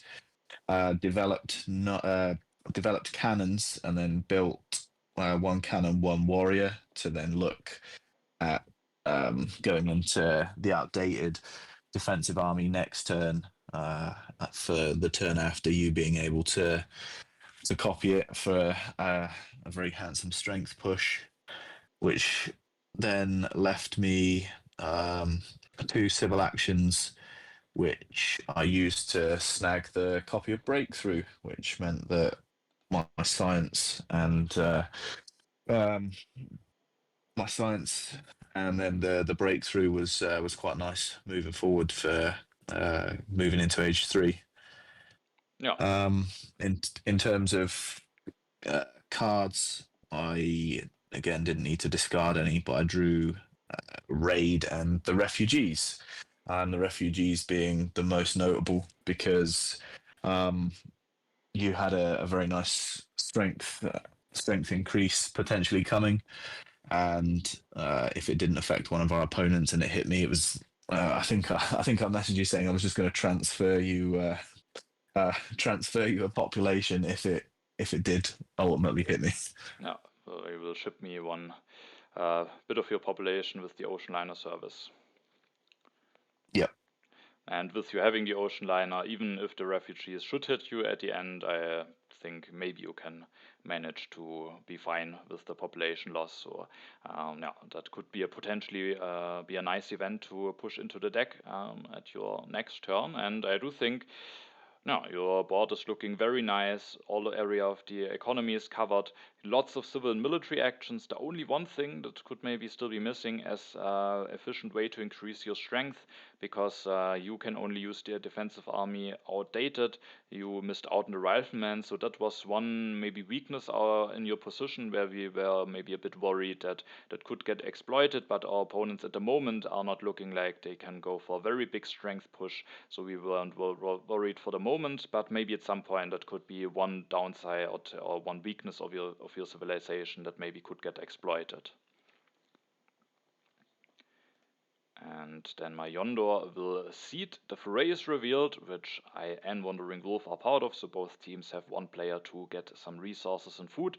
Majondor this turn will start going for some food upgrades, and with having now very nice food production, he will make the decision to switch to Maria Theresa. Before that, will score 2 more culture with Gutenberg to grab journalisms, will then go for Maria and also takes the cavalryman, and I think Maria makes a lot of sense for him. He's low in resources, will have a lot of population, so the ideal scenario to have Maria. The resources will be extremely helpful for him. Wandering Wolf seeds. Now the knowledge of the ancients are revealed. That event definitely didn't turn out to be that great as we maybe expected it earlier on with me going for Michelangelo, but at least we still score 1 more science than the other team, so still a nice event for us. Wandering Wolf will go for the iron this turn. There's also a coal in the row, but maybe they also want to leave the option around for Majondor, and of course it would be a big civil action and science sprays to pay to go for the coal now. With going for the iron, he can go for some upgrades immediately, but also have enough civil actions to take cannons and patriotism, so I think that looks quite nice. And then at my turn, as you can see, I pushed the politics of strength into the deck, which I do think is just very nice. Having that in the next deck, if I don't push now, there's a chance that the event deck will be flipped before my next turn, and with me going for strength push, it could just be extremely valuable to get those additional draws going soon, maybe allowing me to go for a war, maybe more aggressions, and with that I just pushed that into the deck immediately. The event revealed are the Barbarians. That is basically a neutral event, as Wandering Wolf is not one of the 2 weakest, so nothing happens. Then it's my turn, and it could be very tempting to maybe go for something like scientific method, could maybe even go for 2 upgrades or something like this, go for lots of science production, which could synergize nicely with Nobel and potential Nobel prizes being there at some point. But if I don't take a copy of Selective Breeding this turn, then it could definitely happen that both of them are gone before my next turn, meaning there's no solution available for me to increase my population. If I take the Selective Breeding in hand, if I go for the scientific method, I have only enough civil actions to go for one upgrade. It's not enough to get out of corruption. So while it maybe could have been nice to increase the science production, at the end we decided it's more important to get the food production going, and that also might synergize better with the plan of me maybe going for military push, because for that having additional population might be very valuable. Now with getting more population, I will have actually enough population to go for 2 cannons and 1 team sports in 2 turns. You will reveal the tactic at your next turn, meaning in 2 turns there might be the big turn where I can go up to more than 40 strength, and I have everything that I need for it. I have enough science to develop both team sports and cannons in 2 turns. I have enough resources, and now with going for the selective breeding, I also have enough food to achieve that. So that would mean that in 2 turns I maybe have more than 40 strength, ideally maybe with the politics of strength being revealed before that, giving me even more draws. So we thought that looks quite strong, and combined with you having that strong economical position, we generally thought we are in a strong position, but our opponents have a small culture lead. Majondor now got Maria, so definitely they also have some interesting stuff going for themselves. But with me having this big strength potential, we thought that could just be very strong, and at the end is maybe beneficial to aim towards, instead of maybe going for a more economical approach with going for the scientific method. Sadly, or actually, I get out of corruption with upgrading my last warrior to rifleman, so that is also nice, also being able to use a free military action, and then I think that's just a very solid turn. I also have now a very solid economy. The only thing that I'm missing is a government form. For now, maybe it's fine being in 5 civil and 4 military actions, but maybe at some point it could be nice to somehow sneak a revolution in. But with the plan of increasing my strength, maybe that won't happen in the next 2 turns, and maybe only in H3 I will be able to get a government form, if I will get any at some point. I will actually draw 2 tactics, Classic Army and Hussars. Maybe for those tactics it's mainly useful to know that our opponents do not have them available, especially the Classic Army tactic could be very useful for them to have, even though the upgrade from the upgraded Medieval Army tactic to the Classic Army tactic isn't even that big. Also, one last thing to mention is that I took 3 food from the foray. Reason for that being that at the next turn I will now have 7 food. I will lose the 2 yellow tokens very likely before my next turn. Then it will cost me 5 food to increase my population. I will be at 2. My food production will go down to 3, meaning in 2 turns I will have again 5 food available, meaning I can get 2 more population out, just enough to then have enough for 1 team sports and 2 cannons. Then we are at your turn, and you make the decision to push. Or we made a decision and you execute it. Yeah, with the refugees in hand as the only event to seed, and with your potential for vast strength increase, it made perfect sense to seed it, and then that would make up the next event deck. So getting that one in there was very nice. We obviously knew that we were going to reveal the iconoclasm, which wouldn't hit anybody, and in reality, I think that if they seeded anyway, it was probably a dead card, wasn't going to hurt anybody. So it made sense to get the refugees in the deck as quick as possible. Of course, maybe it could be nice, for example, to remove Maria or something, but it's just very likely that maybe one of our opponents will see it. So I think it's fine here to just reveal it, instead of maybe holding off the event with the hope of maybe removing the potentially more valuable leaders that our opponents are having. Yeah. I mean, we counted the cards and figured that the likelihood of them not seeding age ending just made sense to get the refugees in the deck, as opposed to weighing it up against trying to remove Majondor's Maria Theresa. So yeah, it was important to get defensive army out for yourself. So basically increase population and use the ocean liner service for a second free population. Then built a warrior to then reveal the defensive army, which took me just above Majondor at 15 strength. I was always going to be safe from an aggression anyway, but I was no longer the weakest. the tactics out there for you to copy, which was good. And I was just going to, I think we discussed trying to snag an early copy of Modern Army, or potentially me swapping again away from the tactic. But we can worry about that when it comes to it. Then there was a lot of nice cards on one civil action. So we agreed that taking architecture, navigation for blue text, as well as opera and selective breeding was very very good for us. Then we had a discussion on what we were going to develop along with selective breeding, and I think we did a lot of counting of science and figured out that I think we were one short for potentially opera and architecture.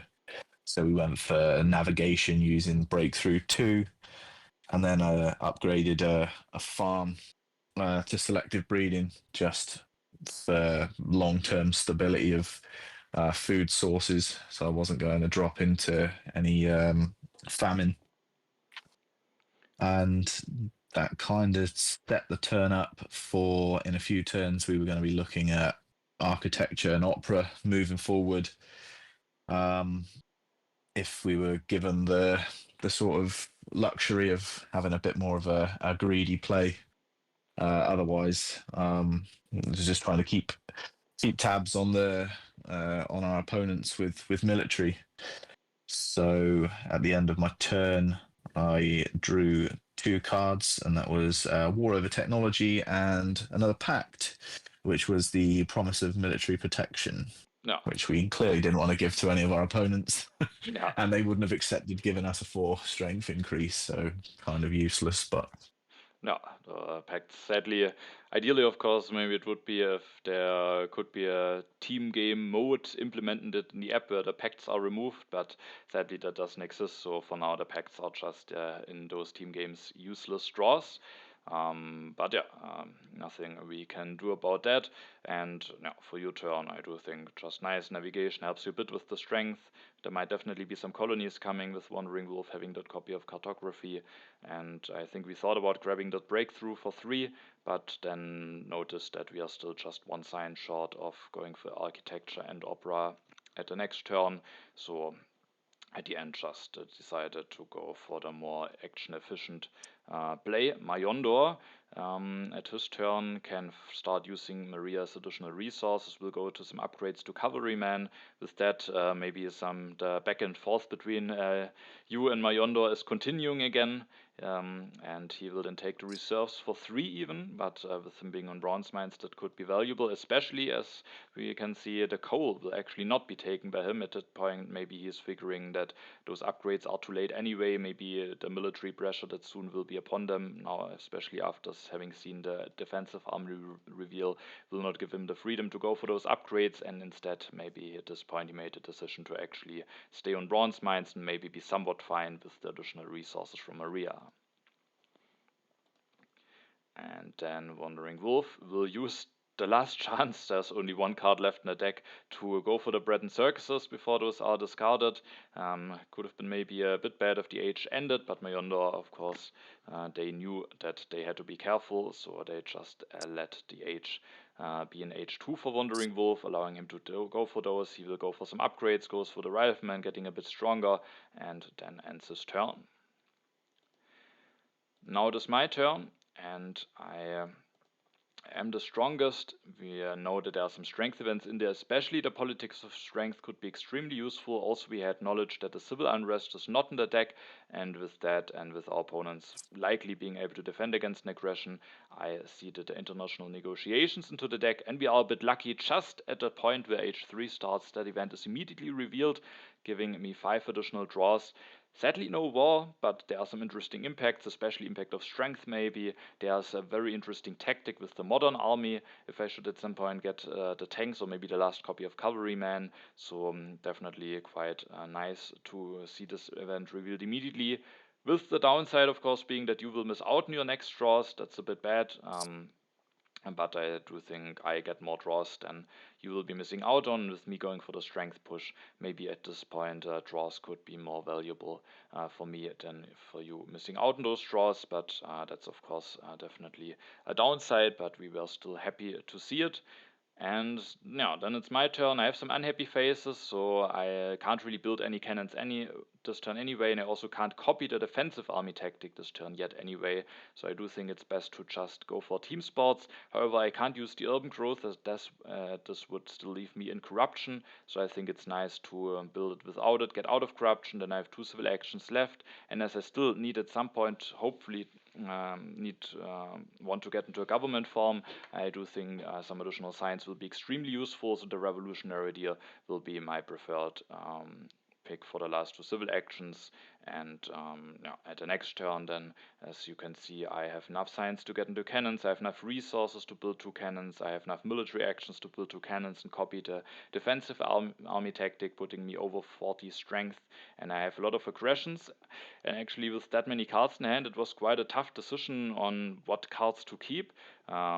I can only keep 4 of them in hand. At the end, we decided to keep the impact of strength as 1 good impact, to keep the modern army tactic. It might just be potentially very strong. Maybe it could be considered to discard it, because with the Great Wall, the defensive army tactic is just very fine as well. Maybe I don't that easily have the science to get into tanks and then maybe also air forces, but we made a decision to keep it, and we actually discarded both of the colonization cards in order to be able to keep 2 aggressions around, as after my strength increase at the next turn, those aggressions might prove to be quite useful, with especially keeping an eye on the infiltrate.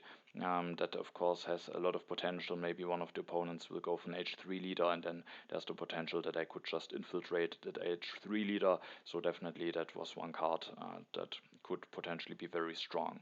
Also, I have a very interesting draw. First of all, the impact of science. That could be nice, especially because at your turn we were eyeing those computers that are coming down the row. But also I draw the entrenchments tactic, which is a very nice alternative to the defensive army, which also opens up some nice options for me. Then we are at your turn. We have your first H3 turn, and you can now talk about what were the things to consider this turn. Yeah, so we didn't have an event to seed, so that decision was taken away from us. We had looked at lining up the architecture opera turn as a bit more of a greedy play, but like you said, with the computers coming down the row and the impact of science sitting nicely in your hand, we figured that a computer play set us up nicely for looking at the H3 leaders. There's more synergies with computers as well as the operas, and coupled with the fact that you've got the impact, it made a lot more sense to just take developed computers and then upgrade one of the labs, and I could then take efficient upgrade 2 for 1 civil action, use the ocean liner service to increase my population anyway, and that left 3 civil actions. And when we discussed it, we felt that, having looked at the position of Majondor, his lack of resources available to him or production, he would probably benefit most from taking the urban growth for 3, and that's ultimately what we decided we would snag to take away from him, even if it left him the reserves. It just made a lot more sense to take urban growth, especially as it worked for myself as well. And given the fact that I lost the politics of strength, I draw no cards. But like you said before, given the fact that you're on a strength push, it was more important that you got the draws anyway. The draws for myself weren't a massive loss, and I think at this point we were hoping for some favourable draws from Vlada, from yourself in the next few turns, looking for a war over culture.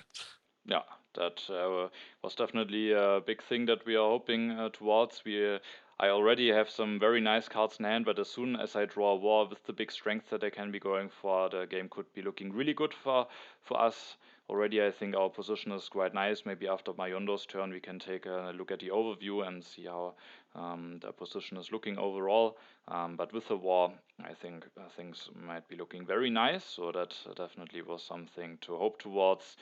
I think we also considered a little bit the democracy during your turn, as it could be a nice target for Robespierre revolution, but with you only being at 8 science at the next turn, and maybe also needing to build up a bit of military if now our opponents start building up some military, I think the democracy might be a bit too greedy, and the urban growth maybe just be a bit more solid, and the urban growth maybe also will result in culture if we maybe allows us you to build an opera turn early or something like this. Yeah, I think it was me that proposed the greedy democracy play, and you sort of whipped me back into some sensible decision. Yeah, and now then Majondor seeds the international agreement is revealed, giving me the option to maybe also just take some cards from the row. Considering that at the next turn I'm not yet on the big amount of strength, that could actually be a potentially interesting option for me. Majondor then goes for the architecture, especially the saved resources on those urban buildings could be very useful for him with still being on bronze mines. Also Maria's resources, as we can see, are very valuable for him, allowing him to build another cavalryman, going up to 19 strength. Then it's the end of his turn, and with that, and with now being at the beginning of H3, we can take a quick look at the overview. And now our opponents have a culture lead, but only a very small one. And yeah, apart from that, I do think we have a strong position. You, I think, have the best economy ongoing with that many civil actions. Now the computers, the ocean liners, so that is looking very nice. While I am stuck on 5 civil actions. I do think that's my big downside, not having a government form yet, but at my next turn I will be able to apply some big military pressure, which hopefully will mean that our opponents are forced to react to that and can't really try to catch up with the economy or maybe increase their culture production. With that, I think we thought that we have a nice position, but yeah, there are still some ways how the game could go in a wrong direction. One thing maybe being if you don't find a nice way to increase your strength, if you don't get modern infantry or anything, and maybe our opponents could actually try to punish that. So that could be one potential way how the game could go in a bad direction. But overall, I think we were quite fine about the position. Or what were your thoughts at this point of the game? Yeah, I think that we were in a very strong position. If we draw a war, we're definitely gonna fight our way to victory. And then we had set up some nice, well, a better economy than our opponents. So if things didn't take an aggressive approach and was more peaceful, I think we were more set up to get a better culture engine going forwards. Like you rightly pointed out, I think in terms of um, positions wise, even though I had the best economy, I was probably the most at risk of getting picked off by our opponents. That being said, I did think at this point that with their sort of economies, it might be difficult to get going, but it was definitely something that we had to monitor. But overall, I thought we were in a very, very strong position here. Yeah, no, I think so as well. So let's see what Vlada will have to say on my next draw steps. Wandering Wolf will first of all start with getting some population out, using the frugality, building the bread and circuses, playing the patriotism, going for some upgrades, actually making himself stronger than me now, and then takes the engineering genius, the cavalryman, and also a copy of computers, maybe allowing him to go into also some science upgrades, maybe potentially setting up for some of those science leaders. Then it's my turn, and I'm now actually not the strongest any longer. There are the refugees in the deck. I don't have a good shot at getting a successful aggression off. So now being able to use the international agreement is actually coming in quite handy. I have only 5 civil actions, and there will be, now after the cards will be revealed, there will be another copy of reserves and a patriotism coming down the row. And with having 2 free slots in hand, at the end we decided that it's best for me to just grab both of those copies of reserves, which actually makes it that the patriotism will fall down to 2 civil actions. So the plan was to now go for cannons and then take the patriotism, have a lot of additional resources in hand for the military. However, with the 2 cards that dropped after the international agreement was used, the plan actually changed a little bit for my turn, because one of those cards is actually a potentially interesting government for me, the fundamentalism. And as you can see, I can, with only using 2 civil actions, develop the cannons, increase my population, build 2 cannons, and then I have just 3 civil actions left, which I can use to take the fundamentalism. And after my production, I will even not be in corruption, meaning at the next turn, also with just 5 science, everything comes nicely together. I can do a nice fundamentalism revolution, and then combined with the Great Wall and a nice tactic, I am even more threatening with the military.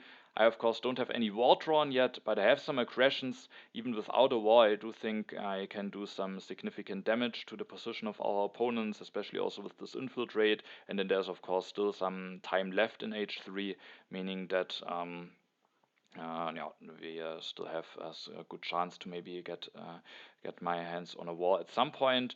And so with that, I will go for the fundamentalism. However, there was one more interesting decision, because the original plan was now to just copy the defensive army tactic, which also still could be very strong, getting the at the moment best possible tactic going for me, putting me at 33 strength. But there are some downsides with it, because if I copy it, again, it's a bit tricky what cards to keep. Ideally, I would like to keep both aggressions. I maybe would like to keep both impacts, but I also would like maybe to keep the entrenchments, as those could at some point be stronger. And at the end, we actually made a decision to, instead of copying the defensive army tactic, reveal the entrenchments, then take the fundamentalism. The entrenchments give only 3 less strength for now, which hopefully still puts me in a good position military-wise. But the upsides of the entrenchments are that I can more easily keep enough cards in hand, and also I get an additional draw immediately this turn instead of getting no draw at all with copying to the defensive army tactic, just again increasing my chances maybe a little bit to get war at some point. And I do think with that it's nice to make use out of the entrenchments, and long term the entrenchments might be the better tactic anyway. After having done the revolution to fundamentalism, maybe you can just start spamming cannons, and that alone will at some point put me at 70 or 80 strength. So that is maybe more than enough, and to definitely enough to maybe go for a war, and maybe yeah, then if that should happen, win the game for us. And so I think it's yeah, it's a good decision to actually reveal the entrenchments tactic, even though the downside, of course, being that maybe with being at 3 less strength, the chances are higher that maybe our opponents can actually successfully defend against an aggression. But with having revealed a tactic, I can now keep both aggressions and both impacts in hand, which is nice. The one draw that I'm getting is sadly not that useful. Vlada is not a blessing with a war yet. Instead, gives me the shock groups tactic, which is not that great. At least we know that our opponents don't have access to it, especially with Majondor already having invested into cavalryman. Then it's your turn, and yeah, your turn will again also be quite interesting, and I think also quite strong. Yeah, with no card to seed again, just seems that I'm not at any threat of damaging the deck. So I was, well, initially I just wanted to run straight for the Gandhi play, hide behind him, and then look to go particularly greedy with the architecture and opera. But your wisdom pointed me in the direction of a last hurrah for the communism, using Robespierre before kicking him out. So that was a particularly strong play. So we took the communism, done a revolution before swapping to bring Gandhi in, which was very strong for us given the fact that both, Majondor had 5 military actions, was only slightly stronger, again struggling for resources, and the big bad wolf only had 3 military actions. So unless he snagged a copy of military theory, which he already had a low science production, it was going to be kind of difficult for him to threaten me as well with Gandhi. And given the fact that I could hide behind him, it made a greedier play into sort of driving setting up a culture engine in a couple of turns. Seemed like a very solid option. So with the remaining civil actions, I upgraded one of the labs, and then we felt that it would be better to take the patriotism for 2 civil actions.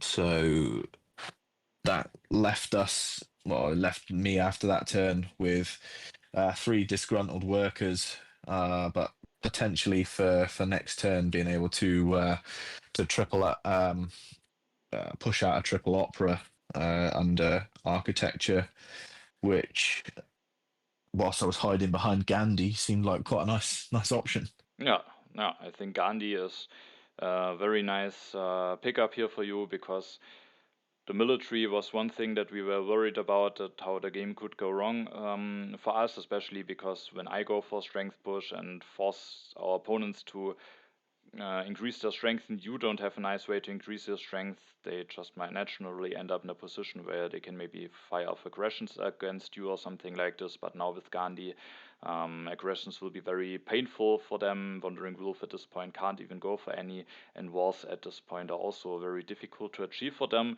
To shut down the door maybe even more for potential wars, I do think we consider to take the military theory instead of the patriotism, but I do think for both of our opponents it's not that easily possible to implement the military theory science-wise, and with Majondor still being on bronze mines, the patriotism actually might also be a very valuable addition for him. So at the end, I think it's the right decision to go for the patriotism, which also was advocated for by you. Well, I was a little bit worried about giving this military theory, but I do think that you were right, that there's not that much threat of our opponents. Maybe setting up something like this, maybe it's one of their outs, but there's still a second copy, so I do think the patriotism is a nice pickup, and I do think your position looks quite strong, and it's nice again that we have knowledge about civil unrest, because otherwise maybe we would feel a little bit worse about those 3 unhappy workers. We had knowledge about it, but I didn't like it anyway. Yeah. I was still worried. Yeah, still not a great view having all of those unhappy workers, but soon hopefully they will have some nice things to watch with going into the opera, and then the overall happiness in your civilization will improve. And now Majondor will make the decision to push. The arms industry is revealed. It was seeded by you earlier. Will at the end give our team 2 more resources than the team of our opponents. Majondor again is able to use 3 additional resources from Maria, goes into modern infantry using the Colosseum discount, gets some strength going. Now it's actually quite useful to know that the shock troops is not available for our opponents. So while I first was unhappy about the draw, now it's actually at least useful knowledge, while we can't use the card for ourselves.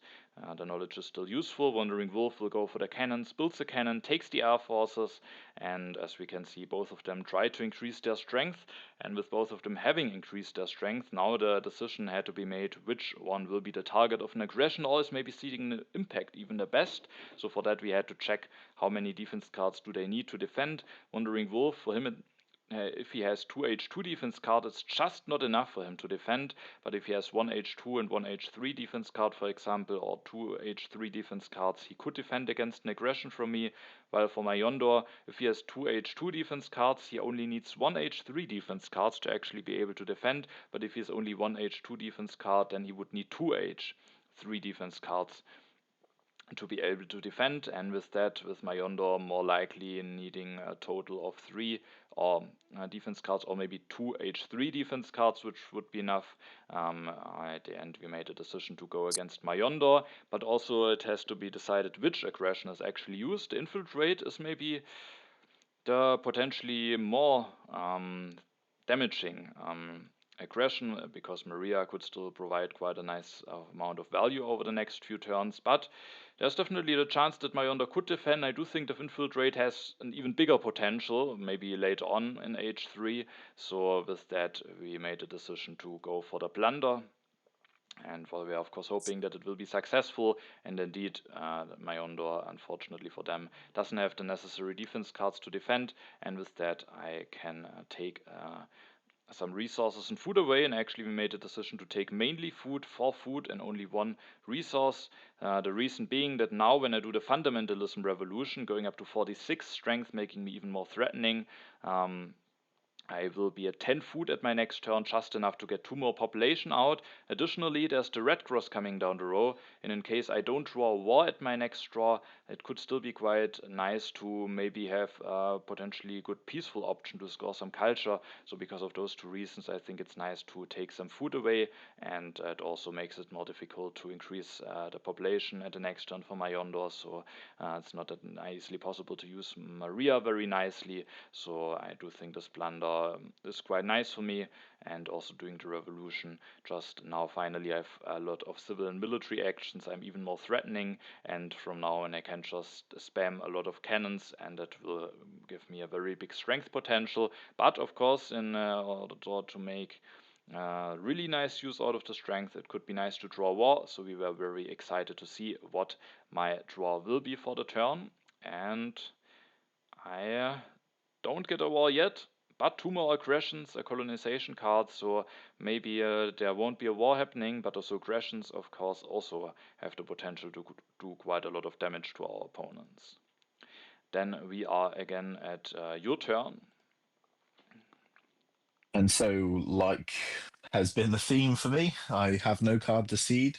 I didn't draw any cards thanks to the final Robespierre revolution. So moving into my turn, I felt that with the safety net that was Gandhi, I could oil up my culture engine, and developing both opera and architecture, as well as taking the free population from the ocean liner service. With the use of the urban growth, I was able to build 3 operas, which moved my cultural production up considerably, and gave us a massive advantage. Then for my last civil actions, we discussed potentially either increasing the population normally, or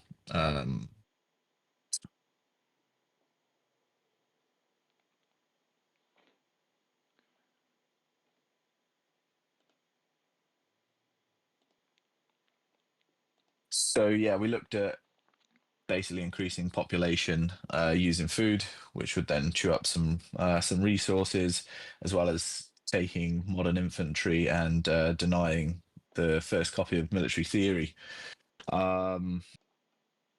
You talked me into keeping the food because we didn't draw a war, which would have meant that, given the amount of food that we had lying around with yourself, and then having reserves, if I held on to 3 food, then there was a potential on the next turn, if the International Red Cross was still available to us, then we could, you could take it, complete 4 steps, and then I could finish off the wonder nicely with the food that was lying around. So that's what we opted to do. So I took modern infantry and military theory, with the potential of a strength push if required.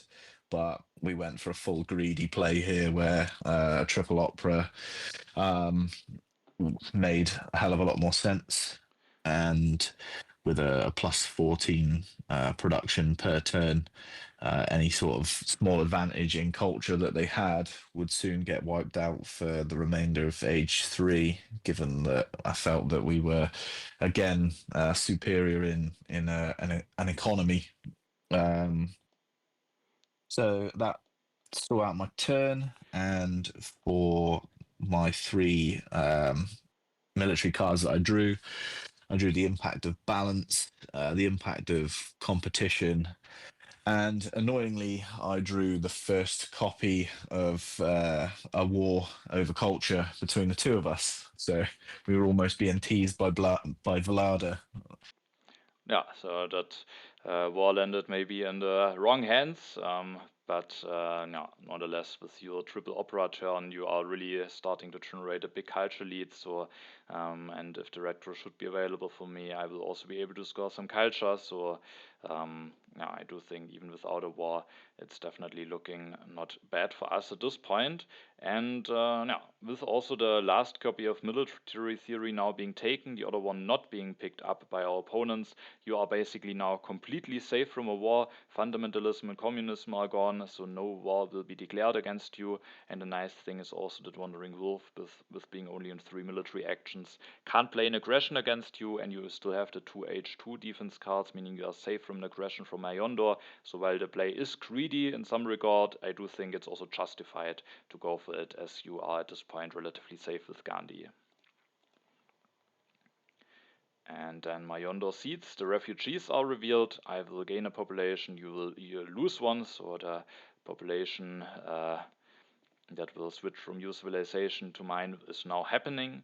Majondor will now go for building another cavalryman. Maria again giving some additional resources. She has generated a very big amount of value. Actually, it was not the last copy of Military Theory. It was actually the same copy that we saw the turn before. We can actually see the next one is coming, but it's still difficult for our opponents to build up, get enough science for Military Theory and build up enough strength to actually threaten you, especially because you have still the patriotism, you have no modern infantry in hand. So, yeah, but there's actually still one copy around. Wandering Wolf will actually take it for one civil action with Darwin, takes the United Nations, disbands a knight, builds a cannon with that, gets out of corruption, has the Napoleonic army tactic, is at 36 strength, making him maybe somewhat safe from aggression. Majondor, however, is still quite behind. He wasn't able to defend against an aggression from me at the turn before, and with that, we made the decision that it is worthwhile to go for an aggression against him. Again, we have some aggressions to choose from. Infiltrate could still be nice to maybe remove Maria. Armed Intervention just for a very clean 14 culture swing. But at the end, what we decided to go for is actually the Blunder. And the Blunder will actually also result in quite a culture swing. As you can see, it is successful, luckily for us. And I will take a bunch of food again away. I have just enough blue tokens to take everything. And the additional food means that I can now build 4 instead of only 3 steps out of the Red Cross. While I have some reserves in hand, I wouldn't have enough civil actions to take the Red Cross and build 4 steps, meaning I can build 4 steps. You, with having the food lying around, can finish the Red Cross at your turn, and then we can just build the Red Cross completely. So I do think in team games the Red Cross is maybe quite strong, with the ability to at least already be able to finish it completely, with only the one player who takes it, building 4 instead of all 5 steps. And yeah, so the Blunder, and if I wouldn't have gone for it, our opponents would have been able to build 1 step, so 6 more culture for them, 6 less culture for us. So the culture swing from the Blunder is already almost as big as from the Armed Intervention, and then it also takes all of those resources and food away from Majondor, making it now very difficult for him to increase his population. And with that, we figured that Blunder's maybe the best aggression to go for. And then my turn, I think, is relatively clean. I will just take the Red Cross, build 4 steps, and then I will build a cannon to spend at least a little bit of my blue tokens. I will still have 4 corruption, not ideal, but I have all of those reserves. And even with going for the Red Cross, if I now draw a war, I can still declare the war, destroy a bunch of stuff at the next turn, build at least 3 cannons, and would still be very, very threatening. With, in this case, going up, I think, to 77 strength or something like this. So the Red Cross play doesn't remove the option of a war or something for me. And now with having built all of those steps from the Red Cross, we will actually be both at a culture lead. So at this point, I do think it's looking quite strong for us. Again, of course, we were still interested to see if maybe a war is drawn, which probably would seal the deal completely. No war, instead the impact of industry and some colonization cards, and then we are again at your turn. Yeah, so with the impact of balance and competition probably not being great amongst the combination of us both, we decided that I'll just stick to having only probably seeded once this whole game. And for my turn, having the last stage of the International Red Cross left for me to complete and the additional food lying around, building it and completing it for yourself seemed the best option.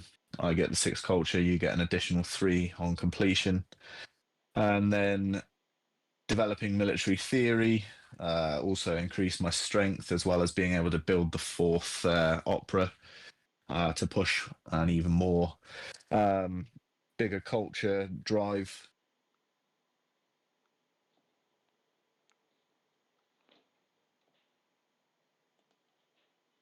For my last 5 civil actions, we felt that it would probably make more sense to take movies, the revolutionary idea for 2 civil actions, and then the efficient upgrade also for 2 civil actions, which gave me the potential to drive more culture on my next turn.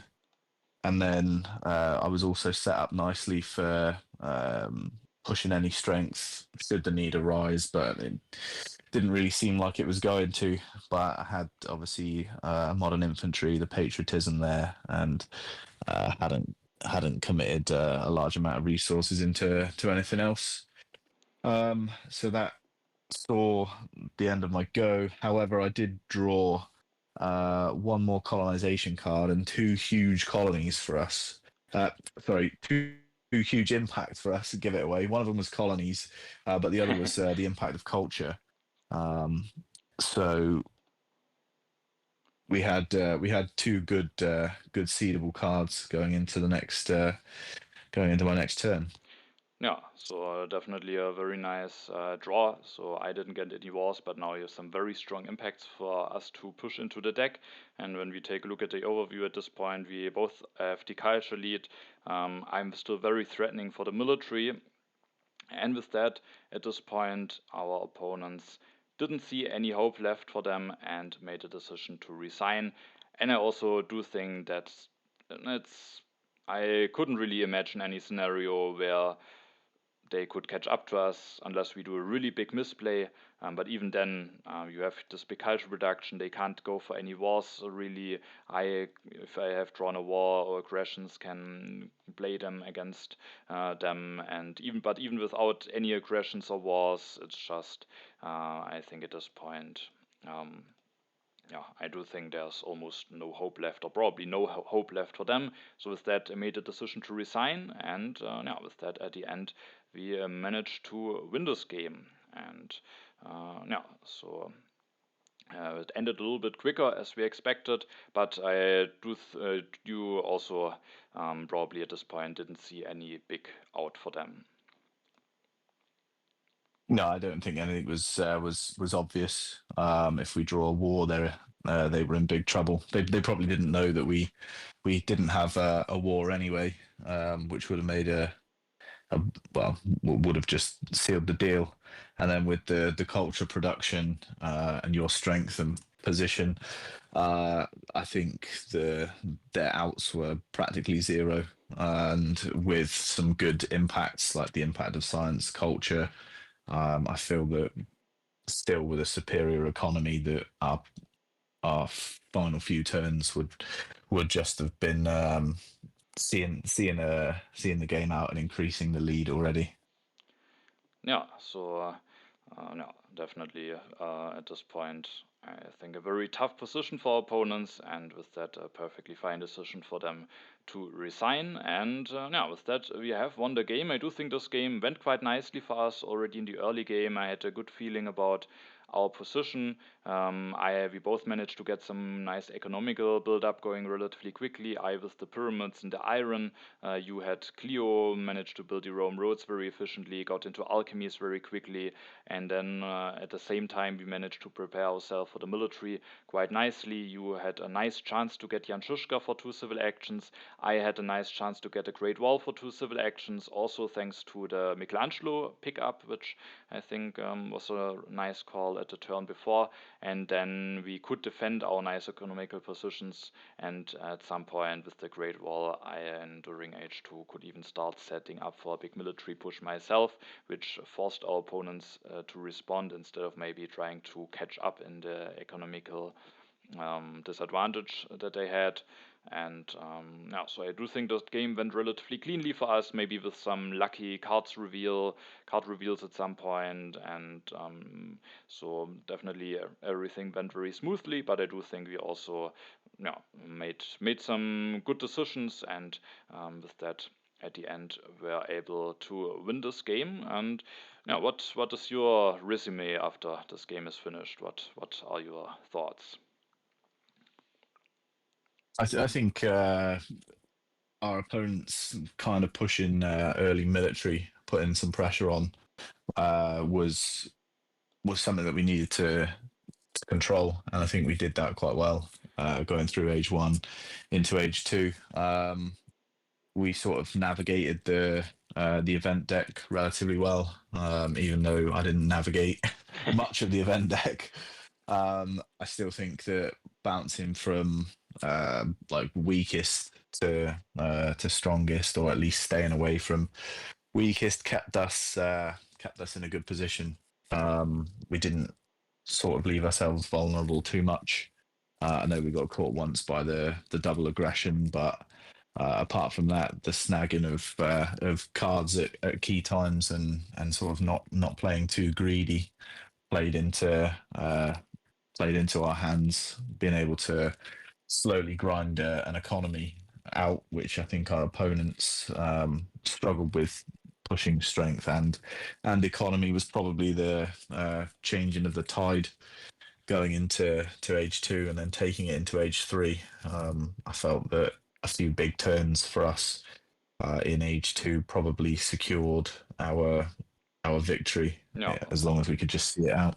yeah, especially your Robespierre revolution, I think, was very strong, and no, and so that was quite nice. And then I managed to get the necessary military techs, making sure that you get knights during H1. I got cannons and riflemen during H2, and yeah, so with that we managed to build up a very nice position.